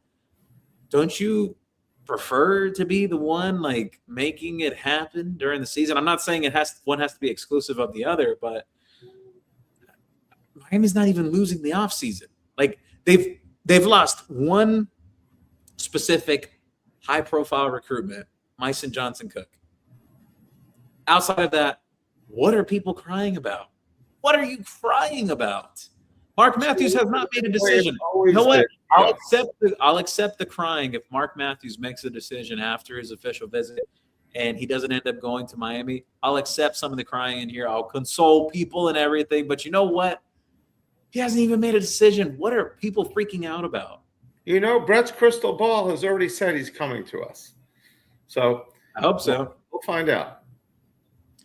Juan Manuel said, why does Miami sign a smaller class? Don't we have 100+ scholarships? We want someone. We are not taking them due to number. Yeah, but that doesn't mean that Miami's going to use up compensation on every single 105 players that are allowed. There's a little bit of wiggle room as well. They're not going to fill out 100-something players all with, how do I say this? With high 5 to 6 to 7-figure contracts across 100 spots on the roster. They're not. They're just not going to do that. Sergio said, someone get Gio an extra strong Arizona tea. He earned it. Chris Brown said, listen, Howard Stern, you better love, somebody said it's just because he's the hometown guy. Yes, agreed. Riddell de la Soda, Mario Cristobal is a slow start in recruiting, but a killer at the end. I agree with you. Great point. Great point. Jose Gonzalez, people just can't wait for the season to start. The Canes' success gave folks an adrenaline fix, and all there is now is recruiting. I'm with you. I Great think point, Jose. Great point. Yeah. Richard Jackley said, "Thank you, Gio, For your rant." Howard Stern, Gio, why would you say we don't have the room? They can have I already explained that. East Side Shad, he said, take your meds, Gio. I'm sorry, man. I'm amped up today. Hassan said, I agree with you, Chris Brown. Wayne Weinstein said, Gio, check your blood pressure. Yeah, my blood pressure was definitely running high. Gio Kane 75 said, it's because of Steve Wiltfong, Gio. Look, like I said before, I don't have a personal vendetta against Steve Wiltfong, but I have said this on a previous show. When he goes and says on, I guess it's the on three arrivals now, however they've bundled it up together now. Mm-hmm. When he goes and says that, and then fans of several different teams see that or whatever, even Miami fans, and he says, oh, Miami's going to make a run at the #1 class or whatever. Like yes, he's hyping it up. He has to hype that up because there's subscriptions to sell. Absolutely. It's a business model. I get it. I absolutely get it. I've been there before. I worked for Rivals years ago. I understand. I absolutely understand. You got to drum it up and hype up that hype, basically. I don't know what the words I'm looking for here. However, it's also setting up Miami fans for disappointment. It's also setting up unrealistic expectations as well because it hasn't transpired. So if Miami fans then start getting mad at the other people who talk about the team regularly saying, what the hell? We're not getting the #1 class. Why the hell is this happening? Blah, blah, blah, blah, blah. I think it's so totally unwarranted, honestly. And look, bottom line, at the end of the day, I've never believed that for 1 second in my life that Miami would get the #1 class every single time Steve Wiltfong has shared that with the national public. I've never believed it. Top 5, yeah, can be done. Already been done. Top 10, yes. But #1, you're not getting #1 unless you're signing over 30 kids. This is a fact, not opinion, fact. USC just did it last year. You know how they did it? They signed over 30-plus guys. 30-plus guys, and they had quite a few 5-stars and everything. They had a very large class. As a matter of fact, I think USC signed like 34, 35 kids last year just from high school alone. Miami's not going to sign anywhere close to that this year. So, man. Juan Manuel, Gio, calm down. Fans do know more than the coaches. We have our tinfoil hats. Excellent. Juan Manuel said, Miami fans, we are high maintenance. Yes. Bleed orange and green. Talk that talk, Gio. Thank you. Absolutely. Brown said he agrees. Howard Stern says, I still think at the end of the day, Miami gets Mark Matthews. I agree. Look at that. Howard Stern is saying that. Wow. Positivity. Pour me another drink. I'm empty. Richard Jackley said, love the fire. Wayne Weinstein, too many Kane fans are just knee-jerkers. Knee-jerk reactions. You better love somebody said, true. Juan Manuel said, D-Money actually thought Fitzgerald was going to be freshman All-American back in June. We thought he was crazy. Yeah. You know, everyone has their opinion. Look, I never said that I didn't think Fitzgerald wasn't going to be good for mine. I thought he was going to be good. However, I just didn't think 6 interceptions. That's remarkable for a guy that's not starting. Yeah, for a guy that's not starting, that's ridiculous. That's ridiculous for a guy that is starting sometimes. So I think it has to be taken in context what I said. I never expected 6 interceptions from him, but a good freshman year? No, it didn't surprise me because I was there during fall camp. I knew what he was doing, the things I was hearing, like, yes, he was going to be in the mix playing. So definitely a possibility to be a freshman All-American. However, if anyone sat there and told you, yeah, I knew Bryce Fitzgerald was going to pick off like 6 or 7 passes as a true freshman and he wasn't even a starter, they're lying. They're lying to you. Chris Brown, facts, so true. Jose Gonzalez, no debate tonight. You know, fasting helps people think more clearly and improves cognitive function. Absolutely. So no way. Challenge me when you're on a sugar high. Yeah, I definitely feel the clarity. Hassan, Gio, Miami fans will never change, even if they win national championship and if they lose a recruit. They will blame the coaches and blame Mario. Are you listening, Howard Stern? Elite Cuban Kane, thank you for stopping by. He said, not to trust Mario now is wild. Exactly. Thank you.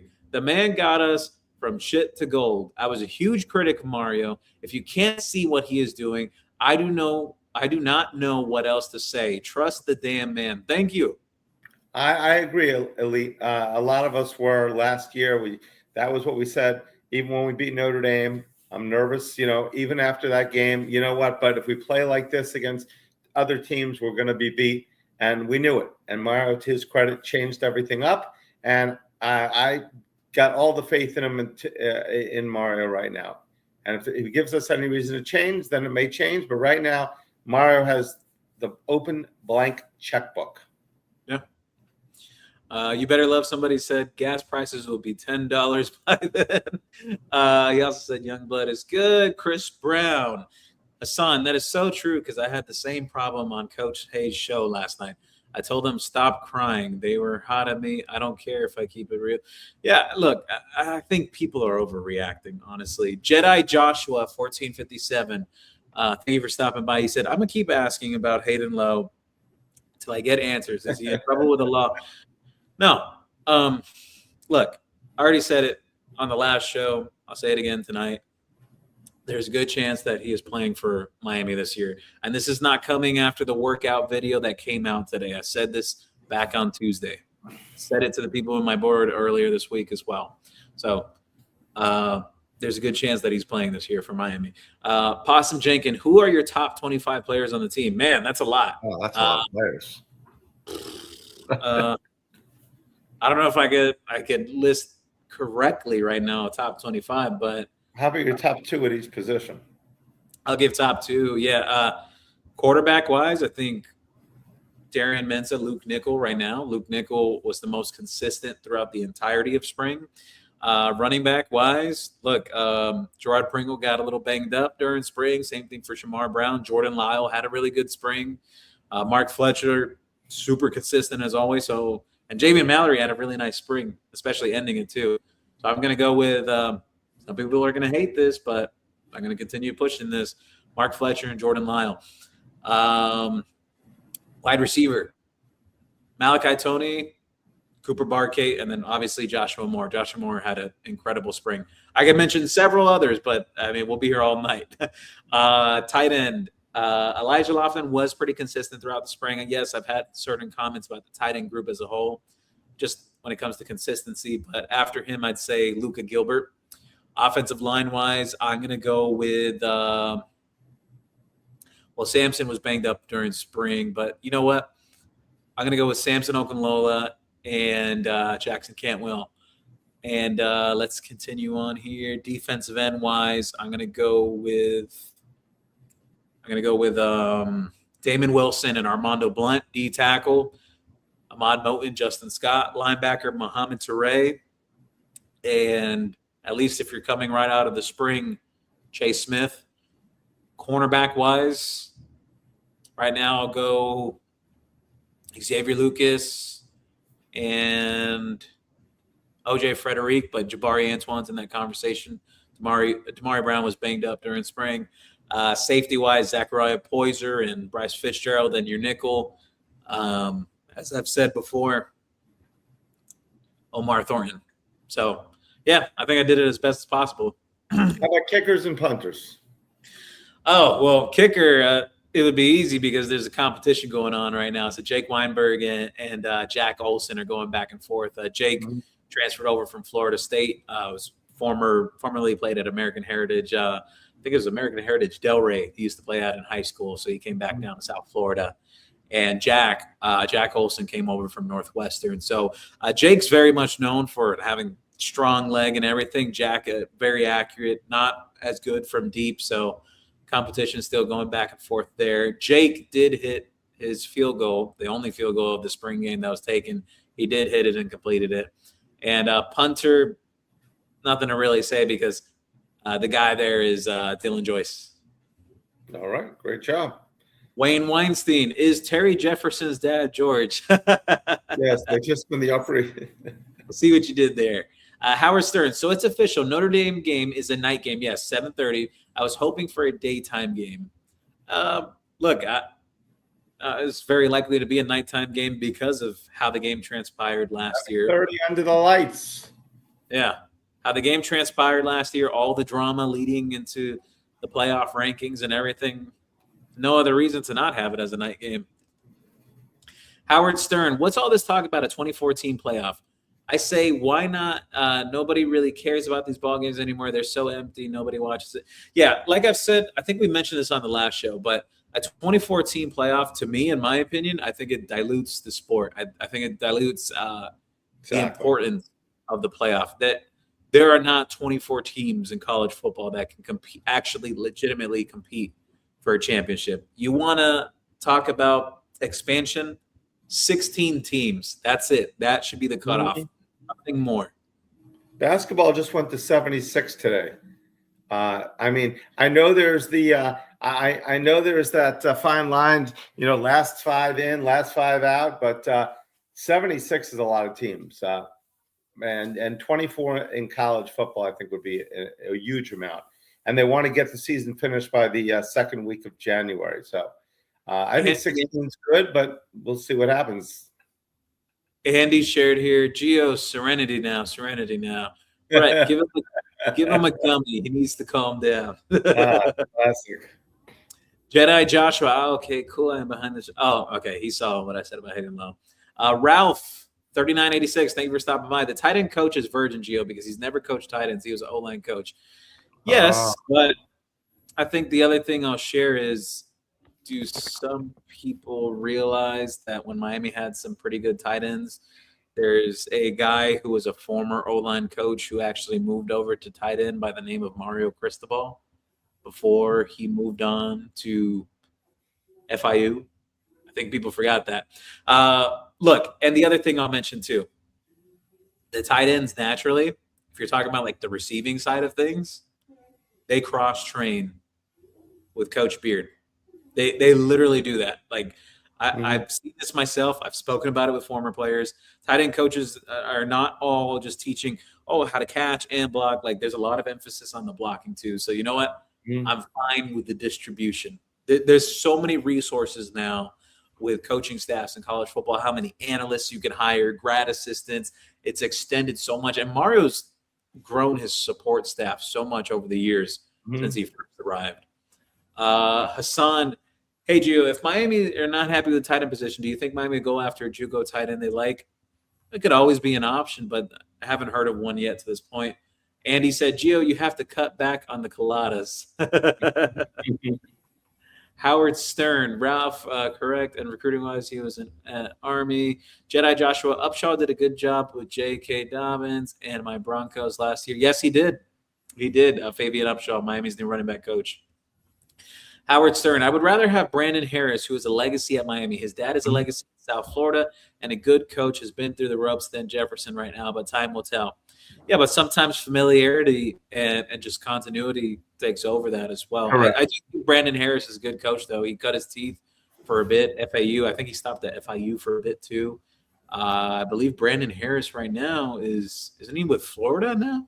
Hold on. I need to double-check that. I think Brandon Harris is with Florida now. Brandon Harris.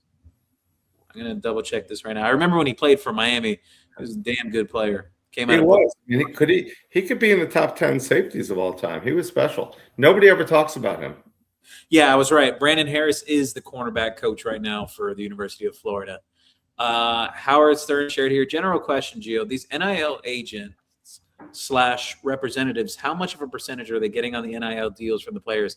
It varies player by player. There's some guys that they're literally just being their agent while waiting for them to get their NFL contract. There's some agencies actually doing that, like agents specifically, not even getting a kickback right now, but just rather waiting until they get to the league.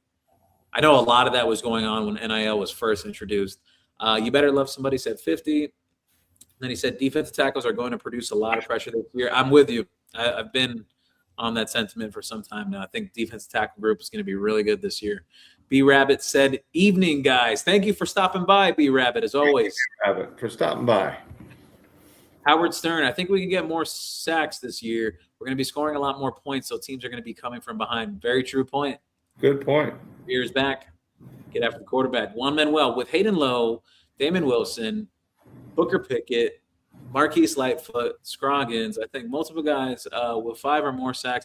I think they break the school record. Miami is primed for it. We shall see. Andy said, "You get a colada. You get a colada. Everybody gets a colada."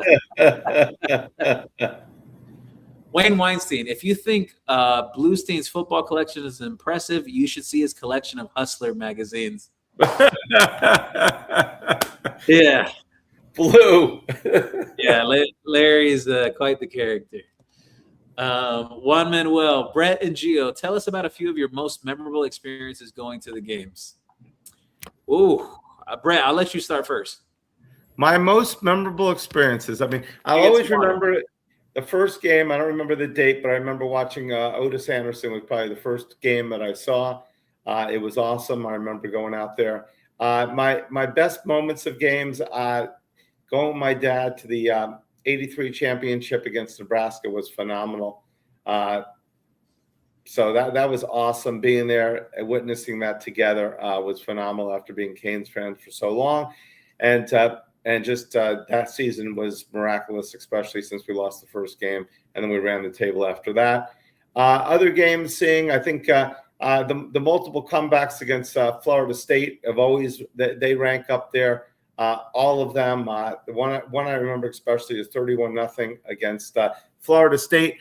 First game of the season. I think that was that Steve Walsh's first season? I think it was, or Craig Erickson. I think it was Steve Walsh. Wasn't that that was the 89 season, right? Was that the 80? Yeah, and it 89. So we were it had to be that had to be the 88 season, I think, because the 87 season we won the championship. 88 season we were, to me, as dominating as a team, and I always say that 88 season is the Notre Dame loss, which we really beat them. That Cleveland Gary didn't fumble, and I thought that team was the best team. It was in the New York Times computer polls, and in those days they didn't care about the computers as much, but we didn't get it. Those games. Let me just think of another game. I wasn't at the 58th game. That would have been special, but I'd say the 83 championship. And I used to vend. Here's a quick. I used to vend in the Orange Bowl, sell sodas for the Dolphins and when I was in high school, for the Dolphins and the Canes. So I'd be there for a Saturday and a Sunday. And I remember seeing Danny Miller beat the Gators. I think it was Danny Miller with a 51-yard field goal to win the game, which was awesome because that was one of those games I remember. Here I'm working all day. I made a little money. And then after the fourth quarter, you could sit down and watch the game. And I was right there where he kicked the field goal. It was phenomenal. So those are some of my games. How about you, Gio? Well, I can't go that far back to just legendary moments like that. However, I will say this. That Miami Notre Dame 2017, I was there, experienced that. That was the closest of capturing the magic of what the Orange Bowl was. Absolutely. You speak to any Miami fan that went to the Orange Bowl consistently back then.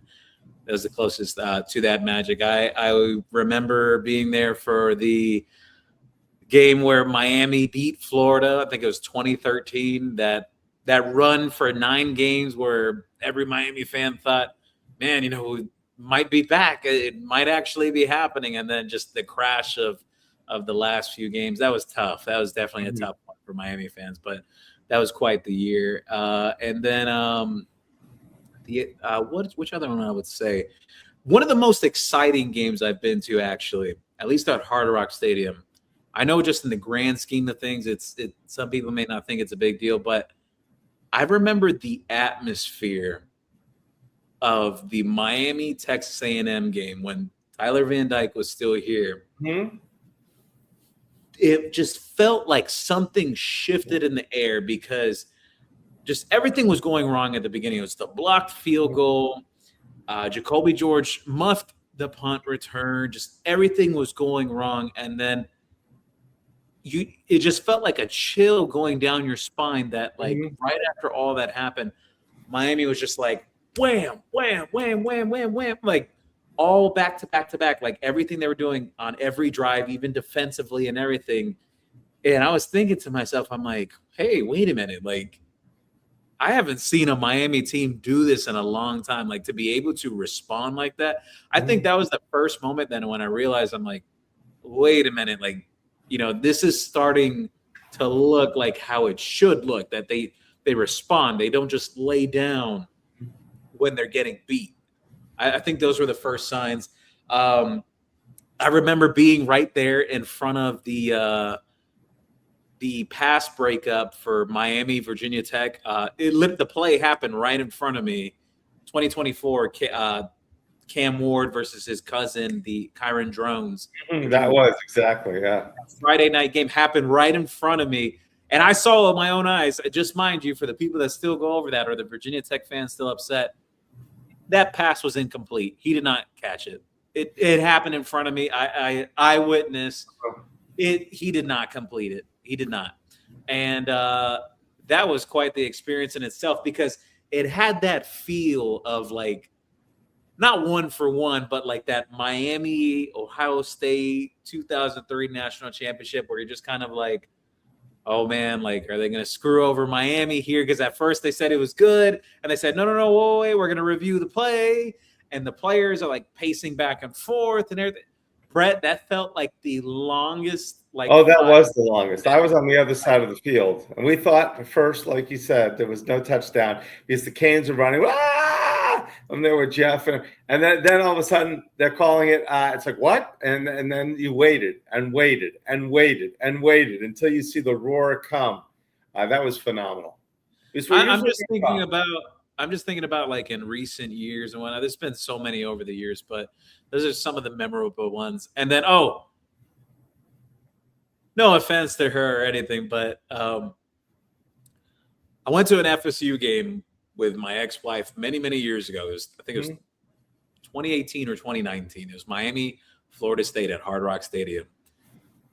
And I will never forget that Miami was down. That was the comeback with N'Kosi Perry and Brevin Jordan and everything. I will never forget that she was cracking up, that Miami was losing, that I even thought about it. I'm like, man, you are being so cruel. Like Miami's losing right now and you're laughing about this. Like, it's not funny. It's not funny. So I still remember just chest bumping with a security guard down the aisle and everything as Miami continued scoring touchdowns and came back in that game. That's like fan experience wise, just outside of media, just fan experience wise, that was quite the experience in itself. I'd never done anything like that in my life. I was so amped up that Miami was coming back. That was a crazy night, Brett, because my older brother, he actually broke his leg that night. It was just crazy. Wow. Crazy day all around. I'll never forget that one. That was amazing. My wife came. It was the first Hurricane game she ever went to, and I was sitting there with her and Garrett, my son, and it was just phenomenal. That comeback was just and I'm sitting there saying, because we had a record day in the store, and I'm texting Ken and Jeff and say, I'm not going to work tomorrow. I don't want to show up in front of people. This is too freaking embarrassing to even show up. This is going to be, if we see a customer for the next month, I'll be surprised. Like when you work at a store, it's not just fandom, which I've always been, but it takes a different turn, as everybody can imagine. It's like, okay, now nobody's showing up. It was like no one's ever coming back. And with the way we were so pumped, the fans, for that. And then all of a sudden we just laid an egg. It was like, you felt like the game was, everything started to be in slow motion at halftime. Like there were the fans, there was no noise. It was like, you got that sick feeling in your stomach. And then they just turned it on. And that's what makes sports so great when you're on the winning side. Yeah. So Howard Stern said here, Gio, do you remember School Sports Recruiting Magazine from back in the days and Canes Time Magazine? Wow, throwbacks. I do remember Canes Time. I do remember the old Miami Scout website. It was it's Mike Bacchus and those guys. I always wonder where Mike Bacchus is these days now. I do remember Miami Hurricanes. That was a tremendous message board, and just way back when message boards used to be like the big thing, way back late 2000s, early 2010s. I also remember, like when I was in high school, or even as in middle school too, in late elementary, reading Cane Sport. Actually, when Cane Sport Mhm. was like with the original rivals, Mhm. they were like one of the only subscription sites back then at the time. I remember when they were around. They've been around for a long time. Actually, I've spoken with some people. Cane Sport's been around since like the late '80s and everything. Correct. Yeah, they started it. Gary Furman and those guys, and I definitely do remember all that. As a matter of fact, I found this out. I didn't even know about this. A good friend of mine, Steve Kim, shared this with me some time ago. He said, "Gio," he said, "Cane Sport, like Gary Furman and them, they used to send out like this whole like it was like a VHS tape or some sort of the highlights of all the guys who signed with Miami that year." Like he told me, he said, "Gio, there was nothing like it at the time." That's smart and creative, That was honestly. revolutionary. Yeah, back then at the time, like early '90s, in the middle of the '90s, we didn't have DVD back then or anything. Like it was all VHS. Absolutely. Back then. And beta. Andy said here, sporting news, Baseball Digest, Hustler, Penthouse Forum, great times. Yep, magazines are not Those the are the same. good times. Yes. Ralph 3986, Dolphin Digest was one of my favorite periodicals and TV Guide. I love Dolphin Digest. That was a great thing. TV Guide was phenomenal to see what's on TV and all that stuff. That was a great time. Absolutely. Juan Manuel said, "Hey, Bagels and Brett, print your own magazine with your own scouting report on top 25. People still love magazine or paper. There are some people that still collect." That's a great idea. We were looking at doing some things from football cards, football cards of the current players and things like that. But that would be a cool thing. You're right. Mr. Jake said 98 degrees here today. Hell hath struck early. F my life. I went for a walk today, and I said that's what I was saying earlier. I said, "Is this like August?" It felt so hot. I know. Yeah, we're having. I saw for May. I saw it in the news, Brett. We're having it's some form of like a heat front. Usually, you hear about a cold front. You never hear about a heat front. Yeah, no, you never do. That's why I thought, wow. So is this like an El Nino? We should be battening down the hatches this year. Howard Stern said, "You guys remember the Playboy All-Americans?" Yeah. I do. Yeah, I remember that. That was not to be confused with the Bob Hope All-Americans. Mr. Hey said, "Brett, Dale just called me. It's Thursday night. They're all together right now, smoking cigars and drinking. They really want to talk about a podcast up there with all the fellas." That's Dale Dawkins and a lot of the former Canes. They hang out there in Vero and Gio. So we may put that on the air with the guys and their cigars and everything like that. I think that'd be a cool show. Juan Manuel shared here, "You need a good magazine read for the toilet work to be done in 10 minutes. That's a fast magazine. Andy said, "None in the chat. Didn't see. Brooksville Kane. Gio, these are not fans. They are trolls. Go Kane." Andy said, "Wayne." Brooksville, I think of the great Jerome Brown. Let's see. Howard Stern said here, Jamar Thompson. Remember that name and that kid from Texas committing tomorrow, Ezekiel Beal. He's a good player. Yes. Look, I'll tell you this. If Miami pushes for Jamar Thompson, I do expect him to be a Hurricane. Ohio State's always been lingering in there. Local guy, plays at West Boca. I do think he should be a priority for them. I know they've still been evaluating. There's been active evaluations at D tackle, but I definitely think he should be a take. Corey Guns, good friend of mine, stopping by. Gio, if we do land Matthews, do you see him starting on the O-line next year?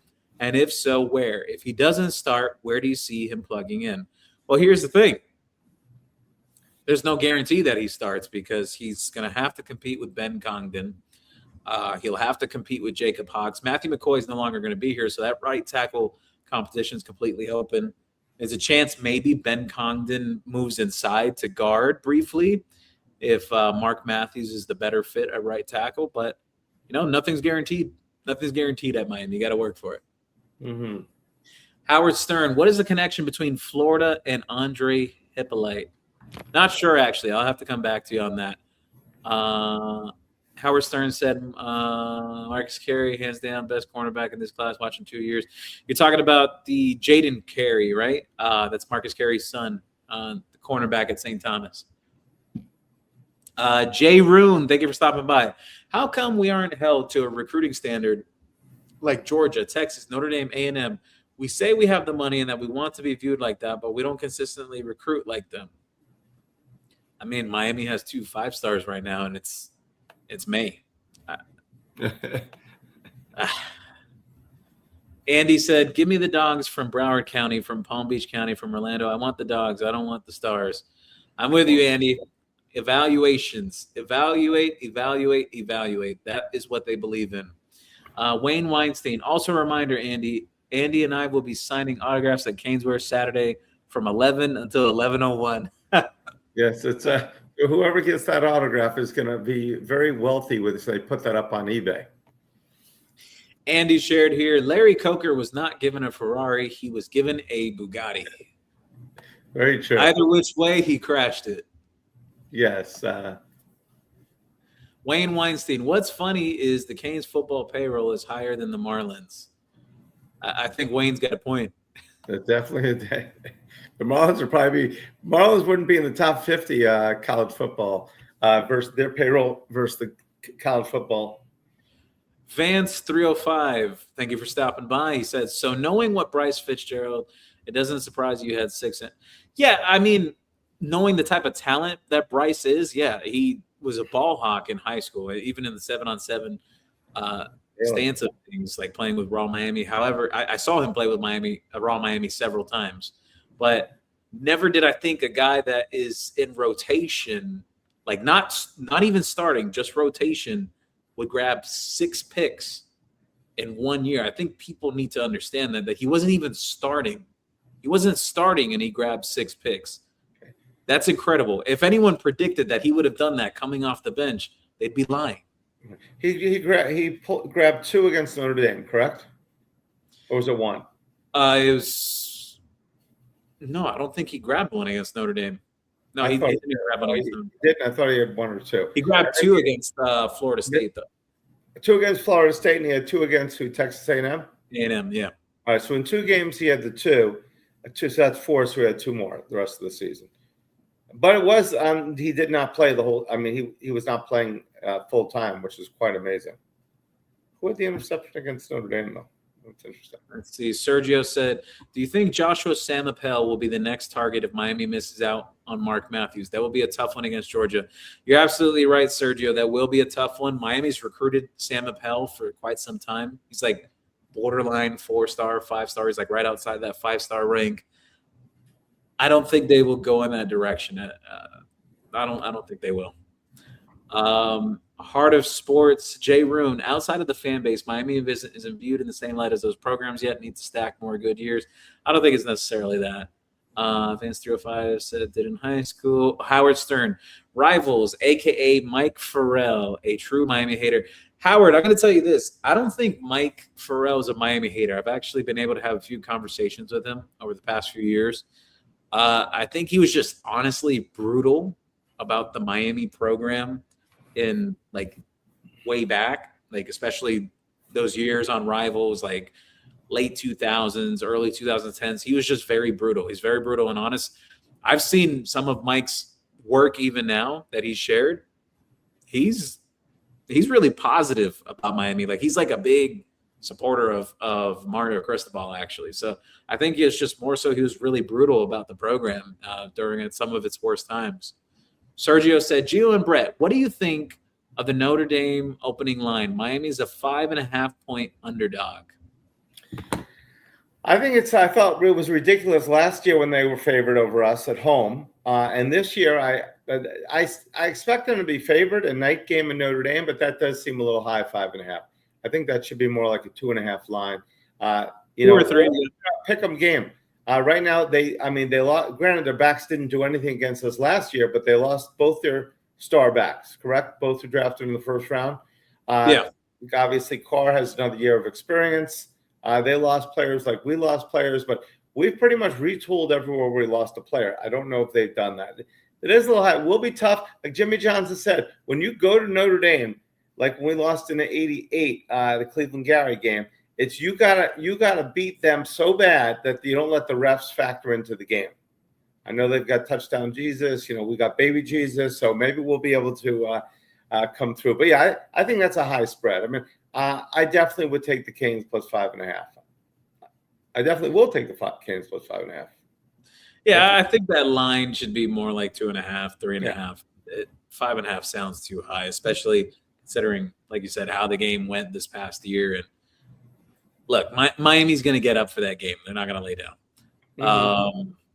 Howard Stern, Mel Kiper just released his mock first round for next year's draft. He had 2 Hurricanes in the first round. I think we exceed that. What about you, Gio and Brett? I think they can. I think they can exceed that. I'm sure probably what were his 2 Hurricanes? I'm guessing he probably said Damon Wilson and Ahmad Moten.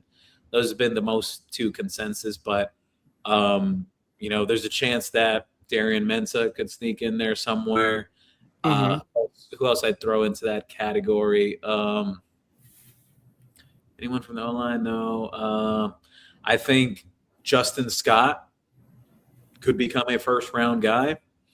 Who else would I throw? I think Justin Scott. Xavier Lucas or OJ Frederic, just potential-wise, if like either of those 2 guys put it all together, they have the talent to become that. I'm not saying for sure that they will, but if they put it all together and have like a phenomenal year, either one of those guys, they could continue to rise up. A guy like Zachariah Poyser is draft eligible this year. He's taken another step forward. He had a good year last year, honestly. He was really good. I don't think Poyser would go first round, but yes. Do I think it's possible Miami could have more than 2? Absolutely. Absolutely. Like my first guy up that I think of is either Justin Scott or Darian Mensah. Like one of those guys could absolutely end up being a first rounder. And both of them have eligibility another year, correct? Yeah. Mm-hmm. Hassan shared here, Gio, most of all Canes fans listening to Peter Reese saying that Miami recruiting is not looking good. And of course, D-Money always disagrees with him. Look, I got nothing against Peter. I've known Peter for years. Everyone's entitled to their own opinion. I've known D-Money for even longer. I've known D-Money for well over a decade. D-Money knew me before I even had any kids. I'll side with D-Money on it. I'm not worried right now. There's a lot of time left on the clock. If you're getting worried and throwing your arms up right now, have you learned yet? Because there's a lot of time remaining. Juan Manuel, the best compliment I can give Mario is this. When we face Alabama on season kickoff, we saw how far Miami was. Yes, very true. The running backs took more one guy to go down. Our running back ran into holes and easily went down. Yes. Yeah, I know exactly what Juan's saying. Like when Miami played Alabama, when Manny Diaz was the coach here. Yeah, it was totally. Miami's light years away from that team now. Totally. Light years. Juan Manuel said, I thought at least with Mario, we have a chance to get back to the big leagues. He knew what it took, like Manny did not. One was a pro, the other amateur, still learning. Raf, the gym dad, thank you for stopping by. I'm seeing a lot of new faces tonight. Thank you. Absolutely. Thank you. Raf, the gym dad, said, fans have the right to be upset when they miss out on a top priority target. It's the offseason. What do you expect? It's all we have right now. Stop with the patronizing. It's disrespectful.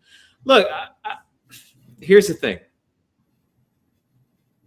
So Ty Keys was not a top priority prospect.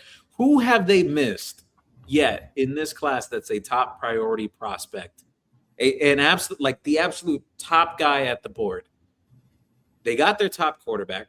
Well, they got one of their two because it was either between Will Menkel or Israel Abrams, and it was first come, first serve.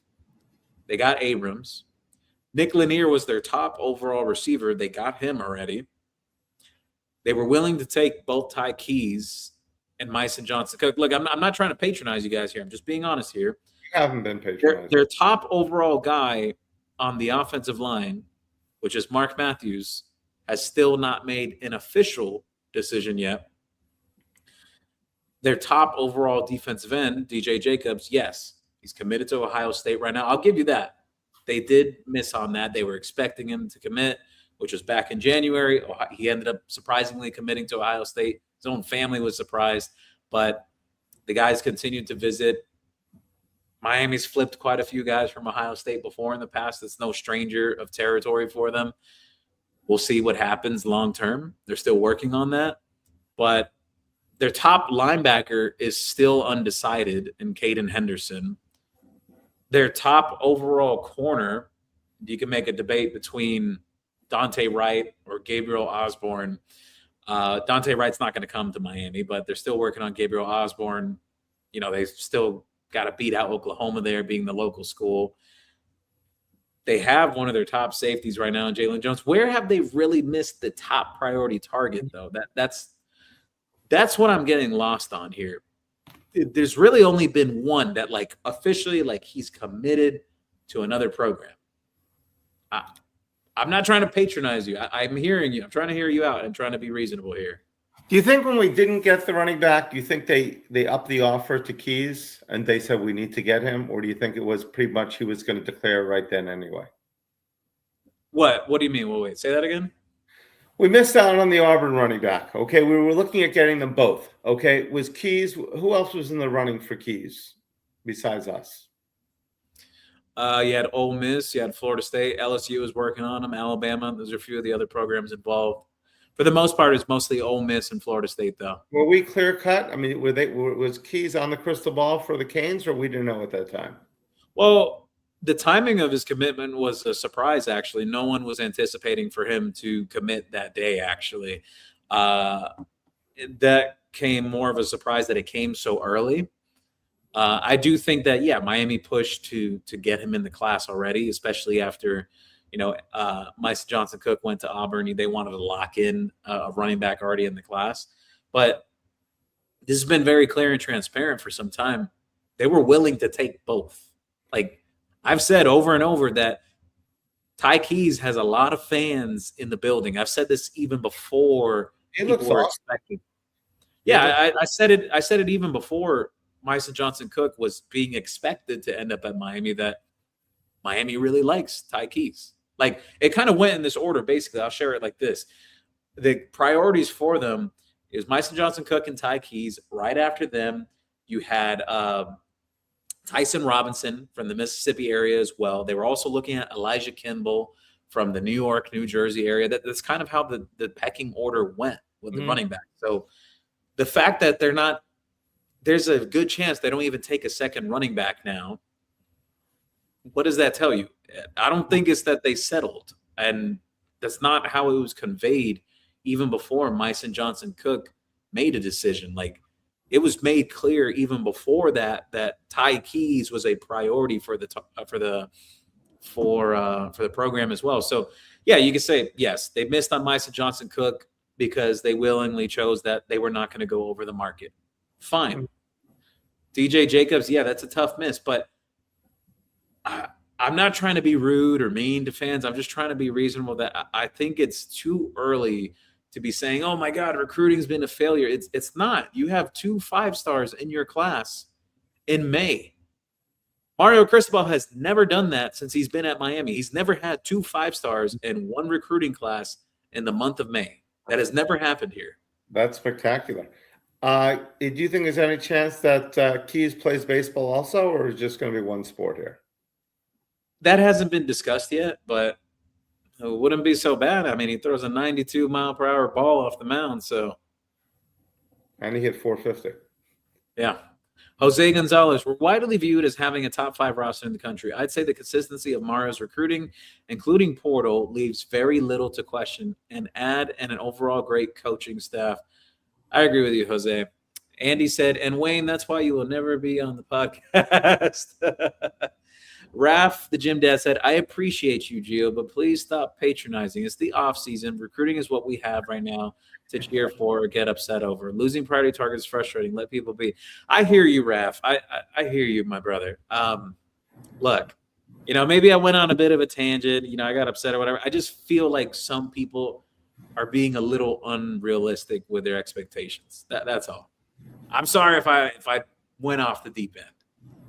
Jose Gonzalez, late 80s, any game against Florida State was huge, especially when you had Michael Irvin and Deion Sanders playing against each other. That's very true. Or what about the battles between Terrell Buckley and Lamar Thomas? Those are storied battles right there. Howard Stern said, ACC will not be that much of a drop-off in a couple years compared to the SEC. Watch, Clemson's going to be better. Virginia Tech is going to be better. SEC will still be better, but not that much. I do agree that Virginia Tech will be better. Clemson, we'll see how much. I don't think they're going to be down forever, but as dominant as they were, that remains to be seen. Howard Stern said, the SEC is a dead conference. No more brown bags under the table. Nick Saban will not have the same legacy without those brown paper bags. A bit true in essence. Correct. Juan Manuel said here, wow, Gio and Brett, neither of you mentioned the Cal game with Camp Ward and Mendoza. Yeah, but I didn't go to that game though. The Cal game. I thought it was the games that you were at. If it's games that you saw, obviously there was quite a few other ones. Yeah, I mean, there's several games I've seen, but I thought it was more so specifically the games you were at, like physically. Now, both the Cal game and the VTech game came down to the last play, right? That had to be reviewed. Yeah, and we got them in both, so that was phenomenal. He said, versus Mendoza with Cam Moore playing a rabbit out of his hat with 9 minutes to go. I still can't believe that pick six Ward threw. Yeah, that crossbody pick. You know what's a funny story behind that with Cam Ward and that crossbody interception during that Cal game? I found out that Cam Ward went to the sideline right afterwards. It's a true story. Went to the sideline right afterwards. His teammates kind of looked at him like he was damn crazy for throwing that. He said, come on, guys. No, relax. There's nothing to worry about. We're still going to come back. They all probably thought he was crazy at the time. They were like, you just threw a crossbody interception and we're down by several touchdowns. How are we coming back? I spoke to Cam's dad, Calvin, the day after, and on the phone, and he said, Cam has always been, since he's been, Little League football, whatever, always was taught. He always knew you play the game and there's always a chance until it's 0-0-0. He never, ever gave up. And he said, so these things are he always expected to win. I know a lot of players, you hear that, but he never thinks he's going to lose. He would always play to the 0-0-0. And he did. I mean, obviously when he threw that cross interception, I know everybody was screaming and cursing and throwing things at the TV. I mean, I had to replace my TV the next day. Yeah. Howard Stern said, Kane Sport and Gary and Matt have been around since I was in high school. Yes, they have. They've been around for a while. Howard Stern, do you guys remember Jim Mandich? May he rest in peace, and Hank Goldberg always taking my VIP cage at Club Cheetahs, the strip club. The Mad Dog and the Humper. Wayne Weinstein said, by the way, did Alex Bauman sign with the UFL yet? I haven't heard anything on that. Howard Stern, how did that kid from Orlando, the Anthony Lafayette, the defensive end this spring, they didn't hear much of his name. He's got a quick first step. It's just got to put on a little more weight. He's a little bit light right now, but we'll see. Just got to develop. Juan Manuel said, Matthews. Howard Stern, Larry Coker should be revoked, impeached from the University of Miami. I know. I was at that Hall of Fame induction too.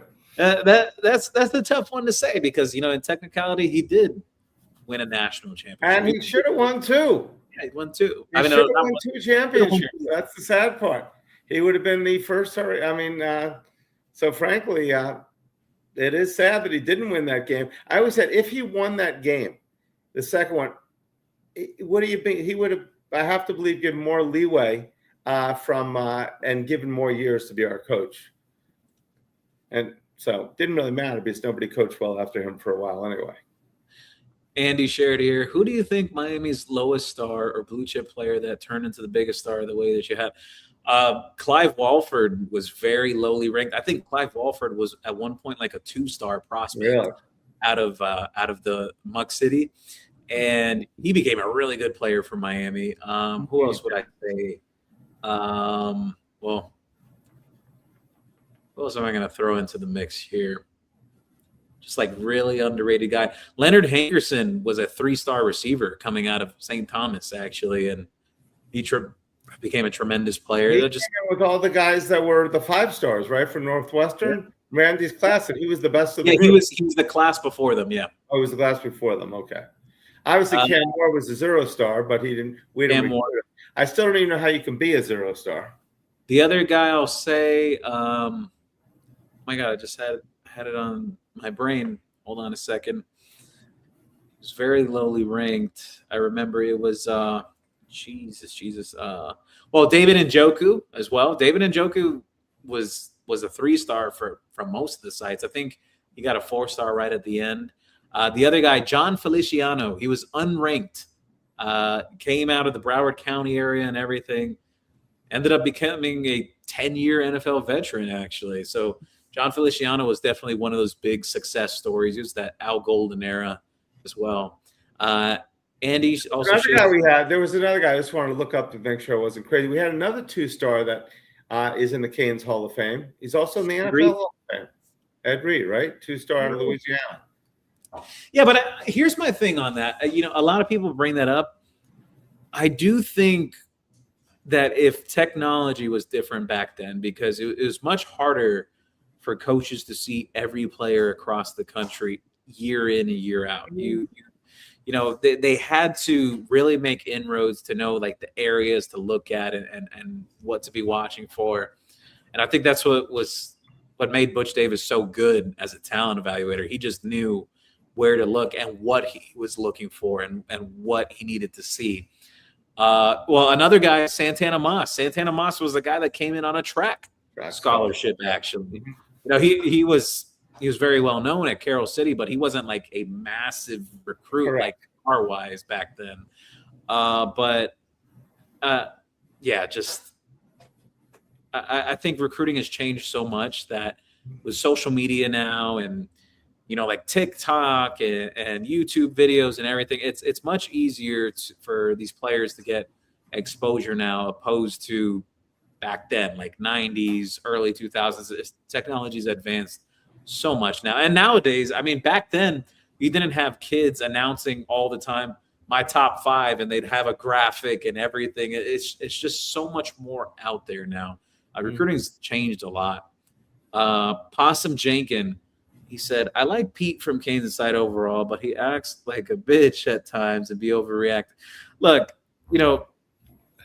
everyone has their own character. Pete has his own character. I've known Pete for years. I know how Pete is and how he relates with people and everything. I don't think he's a bad guy. Just everyone has their own flair, their own style. Pete does what Pete does. Andy said, and Wayne wanted to be my latex sales. Juan Manuel, Mark Matthews, if he chooses Miami, will start in 2027, either tackle or guard, for the simple fact Miami will invest that much money. They want return on investment as soon as possible, unlike Samson. Well, Samson was paid a lot, though, and they let him develop and everything. So you never truly know. Andy said, when you answer the phone, answer it Vandelay Industries. Exactly. Thank you, Wayne. I mean, Juan Manuel, what if Butch Davis never left? What if Jimmy Johnson never left? Those will always be the big what ifs. But I think it's nice that Miami has a guy who is a lifer right now. Mario Cristobal, he's been asked that question before if he has interest in the NFL. He doesn't have any interest in that. This is his dream job. This is where he wants to be. Go one step further, man. What happens if Howard Schnellenberger never left? Build the fence around the state of Miami. I mean, if he doesn't lose, do we even know who Jimmy Johnson is? If he doesn't leave, do we even know who Jimmy Johnson is? Not in Miami talk. I mean, he left because he wanted to go to coach the Orlando USFL or something like that league or whatever it was. But if Schnellenberger never left, and both Schnellenberger and Butch Davis had admitted that was the biggest mistake of their lives. Yeah. Leaving Miami. Andy said, Brett, I'll bet you $21 that the over on first-round draft picks next year is 2. I like it. Sergio said, Gio can complain and rant, but he still won't be as negative as Matt on Kane Sport. I think that guy hates being a Miami fan. And exactly, Sergio. And by the way, I love Sergio J. Santos Real Estate. Basically says what he does. That is a great name. I've always thought that. But Gio is actually the opposite, though. Gio is positive of Miami, that they're doing things well. Not that he's a homer. Just let's not he'll call them out when he has to. But, just right now, let's give them the benefit of the doubt, especially since we got how many stars? 5 stars, Gio, do we have now? 2 5 stars right now, and it's only me. How many more can we get? Look, I set the line. Someone asked me that question months ago. They said, how many 5 stars do you think Miami could get in this class? And I said, realistically, I could see Miami getting up to 4. To 4. That's amazing. Some people try to push me to say more, but I said no. I think let's get 5 and 6. So LeBron said that, right? We'll get 2 and 3 and 4 and 5 and 6. Juan Manuel said, patronizing is legal behavior on this show. It will be fine by making you look at Kirby Freeman and Kyle Wright career highlights nonstop for an hour. Speaking about Kyle Wright, I saw him on the sidelines during one of Miami's games this year. I think it was for the Stanford game, actually. Oh, I'm glad he was there. Back.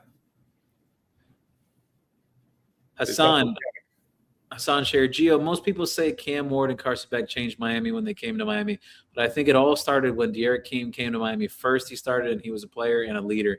De'Aaron King definitely had a very different approach compared to some of the other players that were around the program. Yeah, De'Aaron King was great. I think, until he got injured that second year, but he was the king. No pun intended. But he was awesome. You're right, 100%. De'Aaron King, great call, Hassan. Sergio said, I went to the Cal game, and it would be the craziest thing I've ever seen. I'll never forget. I know several people that went. Say it's an all-timer for them. Juan Manuel said, did you sleep after the Cal game? No, I did not fall asleep until like 7:30, 8 o'clock in the morning. That's when I finally fell asleep. Game didn't end till like what, 3 o'clock, 2 o'clock? Yeah. 3. I mean, that was, it was crazy. The posting that was going on then. Sergio said, I'm still holding my breath waiting for that targeting call against Mendoza. Yeah, I think we all thought Miami was about to get screwed over there that night. Sergio said, no, Juan Manuel, I didn't sleep all night, just watching the ACC replay on my phone. Yeah, it's just one of those things. It's hard to wrap your mind around how that game happened. Rafty Jim, Dad, sorry, I had deleted my message because due to a typo, it came up twice. I do appreciate all the time you take. Wasn't trying to be rude. I agree that we're in a good shape, but also understand fans. I hear you, Raf. I absolutely appreciate you for stopping by, though. I absolutely appreciate it, though, my man. Look, maybe I went off a little on the deep end. I just do think there is a subset of fans that are going a little beyond with the complaining, like to the point that they say, oh, we suck at recruiting now. Like, I think those are the fans more so I'm gearing towards that. I just don't understand why. I don't understand why they're taking that position. Juan Manuel said, who knew you had 2 number 1 overall QBs in that game and a Heisman winner, not to be named Ward? Yeah, that's great. You know what? That really is an all-time game because Mendoza went number 1 the year after, and then Cam went number 1 that year. Crazy to think about. No, yeah, and I remember seeing in the pregame Mendoza talking and saying, listen, I will never be one of those people to throw down a U. He said, I will never disrespect Miami. And I felt amazing. I said, this guy is all class. And he's a big Brad Kaya fan. I posted the interview from when he was in high school, and he was talking about it. He was like, yeah, I went around there like when Manny Diaz was the coach. They never offered me because some people try to put it on Mario for the onus that, oh, my God, how was Fernando Mendoza not offered? That was before Mario. It was pre-Mario. Correct, yes. But just, it's hard to hate that kid. It really is.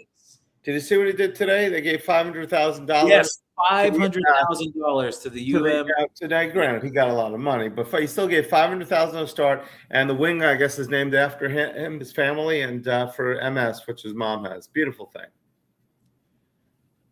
It's bigger than just the game, my man. Exactly. Wayne Weinstein said, Andy, I'll create my own podcast called Waynesware. I like it, Wayne. Waynesware. When I read Waynesware, I immediately started thinking of Wayne's World. Exactly. That's it. Waynesware. Excellent job, Wayne. Let's see here. Jedi Joshua said 24 playoff games just means more playoff games with less meaningless games, keeps more fan bases involved. It's only good for the sport, in my opinion. I mean, everyone plays an FCS and G5 team. Those ain't competitive usually. Yeah, I don't know. I'm just on the side of the fence that says that it dilutes the playoffs. Like, there's not 24 teams that could win it all. Can you convince me that there could be 8 teams? Could you convince me that there could be 8 teams that could win it? Yeah, I think that's possible in a given year, but 24 teams, no way. No way. Proud cat dad of 8. I'm sorry, Larry Coker took over a ready-made championship team from Butch and drove it in the ground. He never built anything, and he couldn't maintain what he was given. True, proud cat dad. It's tough what happened. Jedi Joshua said less meaningless bowl games. Well, he's got a point there. Bowl games have much less significance now. A lot of teams are just opting out. Proud cat dad of 8. Larry Coker in college equals Switzer with the Cowboys after taking over for Jimmy. Yeah, but Barry Switzer was quite the coach at Oklahoma. I mean, they were a dominating team.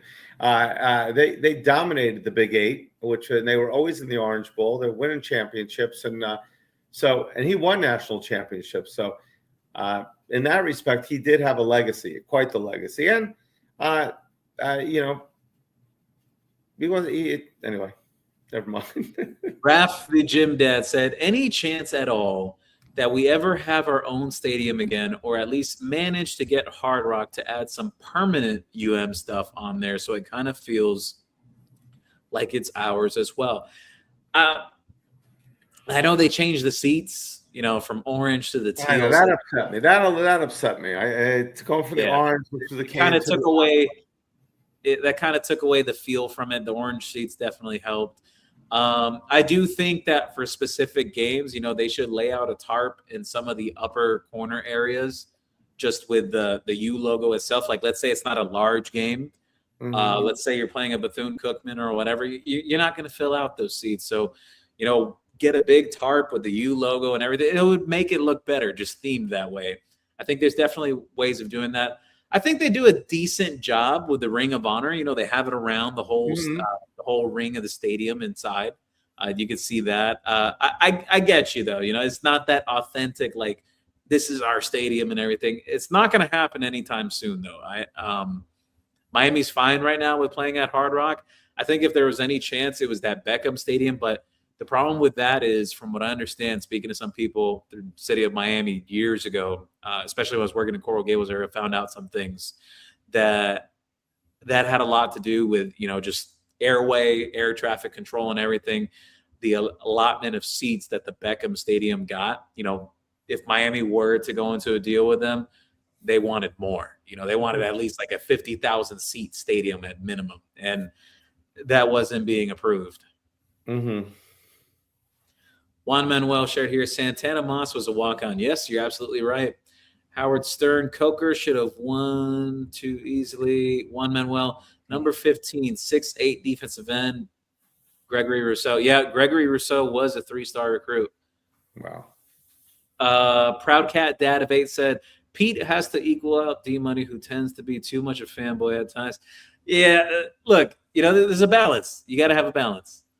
Howard Stern, there's no more Muck City, Gio. All those players from Pahokee and the Muck are going to West Boca now. I say within 3 to 5 years, it's all private schools. You're absolutely right. The Muck is no longer the same. Just Anquan Bolden came out of that area, Travis Benjamin. We can go down the whole list of guys. The Muck used to be a feeding ground for football players, and it's, it just, how would I say it? Society now, with price of everything, and it's just economically, it completely changed Muck City. Raph, the gym dad, I watch Pete and D-Money all the time, but Pete's Cam Ward takes are awful. He acts like we did Cam Ward a favor, and Cam did nothing for us. Without Cam, we win 5 games max that year. No, I think Pete's got a point. I think Cam Ward benefited from Miami, and Miami benefited from Cam Ward too. I think it just went hand in hand. Like, Cam Ward's not a first rounder without Miami. Miami doesn't win 10 games that year without Cam Ward. I think it went hand in hand. Yeah, I agree. Miami does now. Miami only wins 5-6 games maximum that year. But Cam Ward, he started with Washington State that year. He won the first 4, and then he lost the last 8, correct? They won 4 and 8. Was that what it was? And then he came to Miami, obviously. But it's not like we had a great defense here. There were things. He said this was the most organized offense he's ever seen.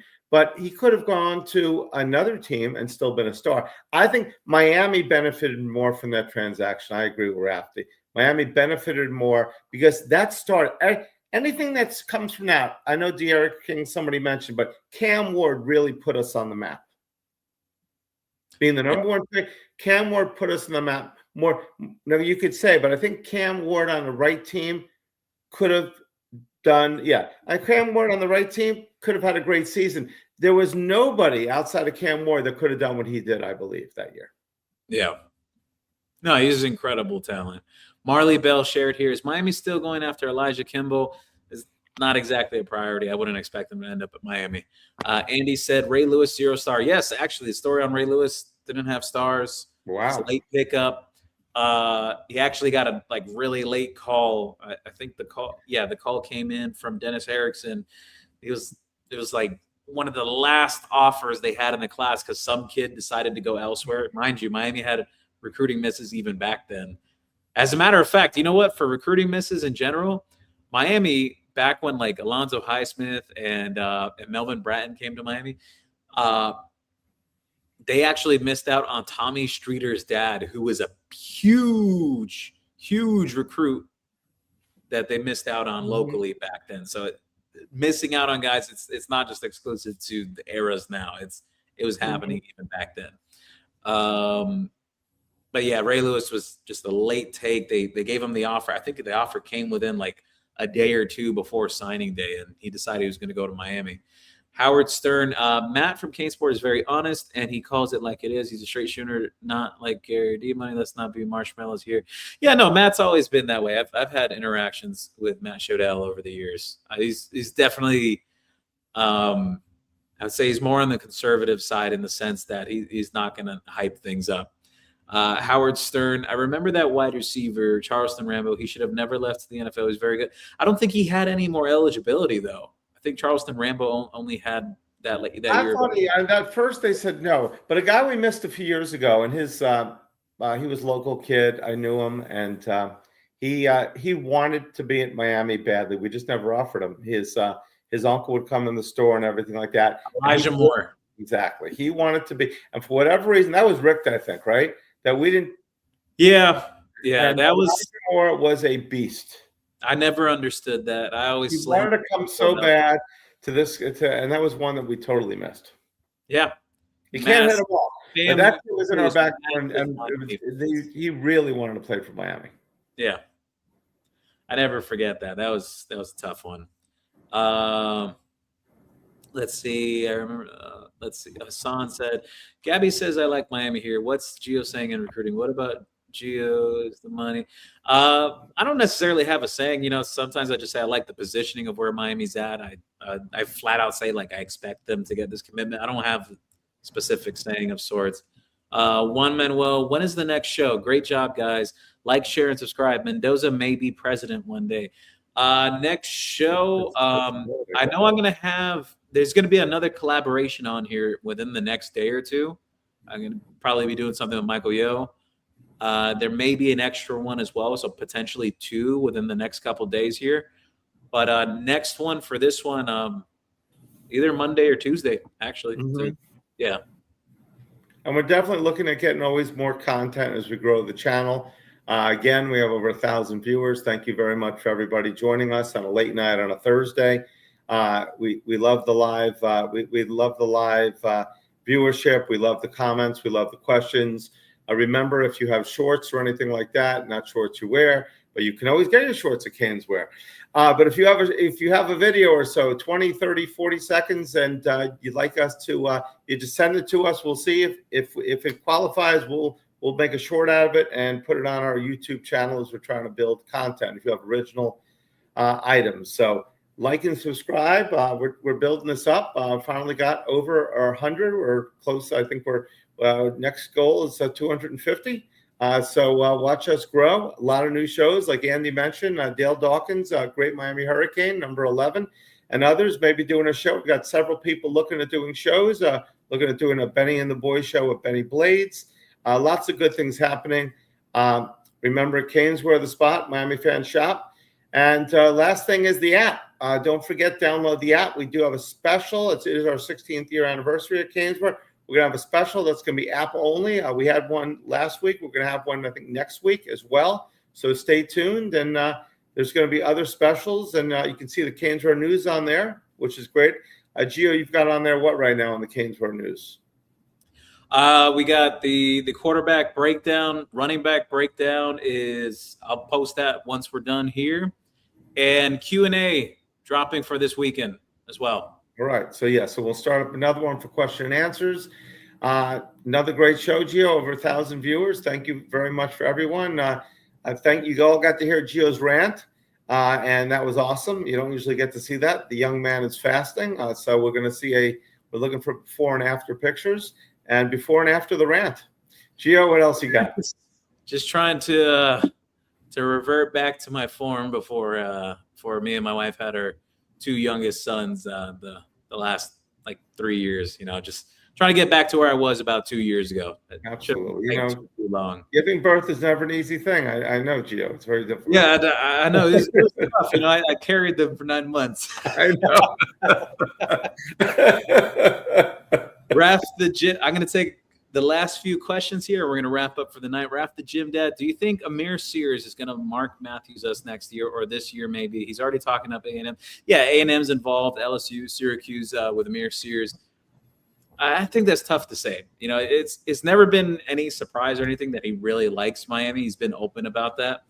But again, sometimes with these local kids, you just never really know. Just sometimes there's twists and turns. But I mean, if you asked me today, no, I don't think so. I think he would end up in Miami. But again, could be a lot of runway, a little runway if he decides to reclass. Marley Bell, who do you think will be the second wide receiver we take in the class? That's a really good question that I can't even answer right now, to be honest with you, Marley. It's they have Nick Lanier already, but they're still kind of riffing through other options. They're going to host some guys this summer. We'll see how that works. Hassan said, Gio, how good was Willie Williams? Everyone says he was a can't miss. Why didn't he start? Was it because of Randy Shannon? A lot of people say it was Randy Shannon's fault. Well, depends on who you ask. I've spoken with former players who were actually on the early 2000s rosters, 2000, 2001, 2002, and then guys that were teammates with him and everything. It all varies. Most of the consensus was that he was very talented. It's just he had a lot of struggle picking up the defense. There was a lot of hot takes from former players that maybe he should have been a defensive end, that he could have been a monster there. And about 2 teammates said they said he was overrated, basically. That's what they said. So it just all varies. But I will say this, there's definitely some strong personalities from the early 2000s because they used to call each other a whole bunch of different names and everything. Anthony Monsanto, Gio, what do you think is going to happen when it comes to baseball recruiting? How does name, image, and likeness change that? I don't think it's going to shift much. The baseball, in terms of the compensation that players are getting compared to football and basketball in college, it's much less, though. The market's not as big. And I think it just has to do with just the popularity of players as well. Mm-hmm. Hassan said, and like always, great show, guys. Thank you for what you guys do. Have a good night. Thank you, Hassan, as always, for stopping by. Anthony said, Gio, before you go, read my last comment. I did, Anthony. Sergio said, don't forget the new Gio debate show. Those ratings will be through the roof. Yeah, I would like to debate some people. Mm-hmm. That was great. Yes. Andy said, elite show, boys. And the last question of the night, Howard Stern. He said, Willie Williams was not overrated. He was just on that bullshit, but he could have been a great defensive end. That's what he played at Monsignor Pace's sophomore and junior year. Yeah, Howard, I tend to agree with that take. I thought it was a little interesting, the take from some former players calling him overrated. I don't know if there's personal sentiments there or whatnot. But when it came to Willie, though, tremendous talent coming out of high school and everything. But there was quite a few of the former players that I've spent time around at some events, and they have all kind of came to that conclusion that Willie probably would have been a better defensive end, less thinking, just let him play aggressively, play up the field and everything. We'll never know. We'll never know because that time came and went. And the last comment of the night, Sergio, go Canes. Thank you, Sergio, for always stopping by. Thank you, guys. Go Canes. So with that said, we'll be back on again very soon. For everyone watching, look forward to collaboration or two coming up in the next couple of days, and me and Brett will be back on live again either Monday or Tuesday. We'll figure out the date. We'll post it, and we'll be back on very soon. Make sure to shop at Caneswear, 2655 South University Drive in Davie, Florida. You can shop online at caneswear.com. And don't forget, take advantage of downloading the Caneswear mobile app on your Apple App Store or Google Play Store, depending on your mobile device. Exclusive discounts and offers on the app itself. Don't miss out. So with that said, go Canes, and we'll see you next time.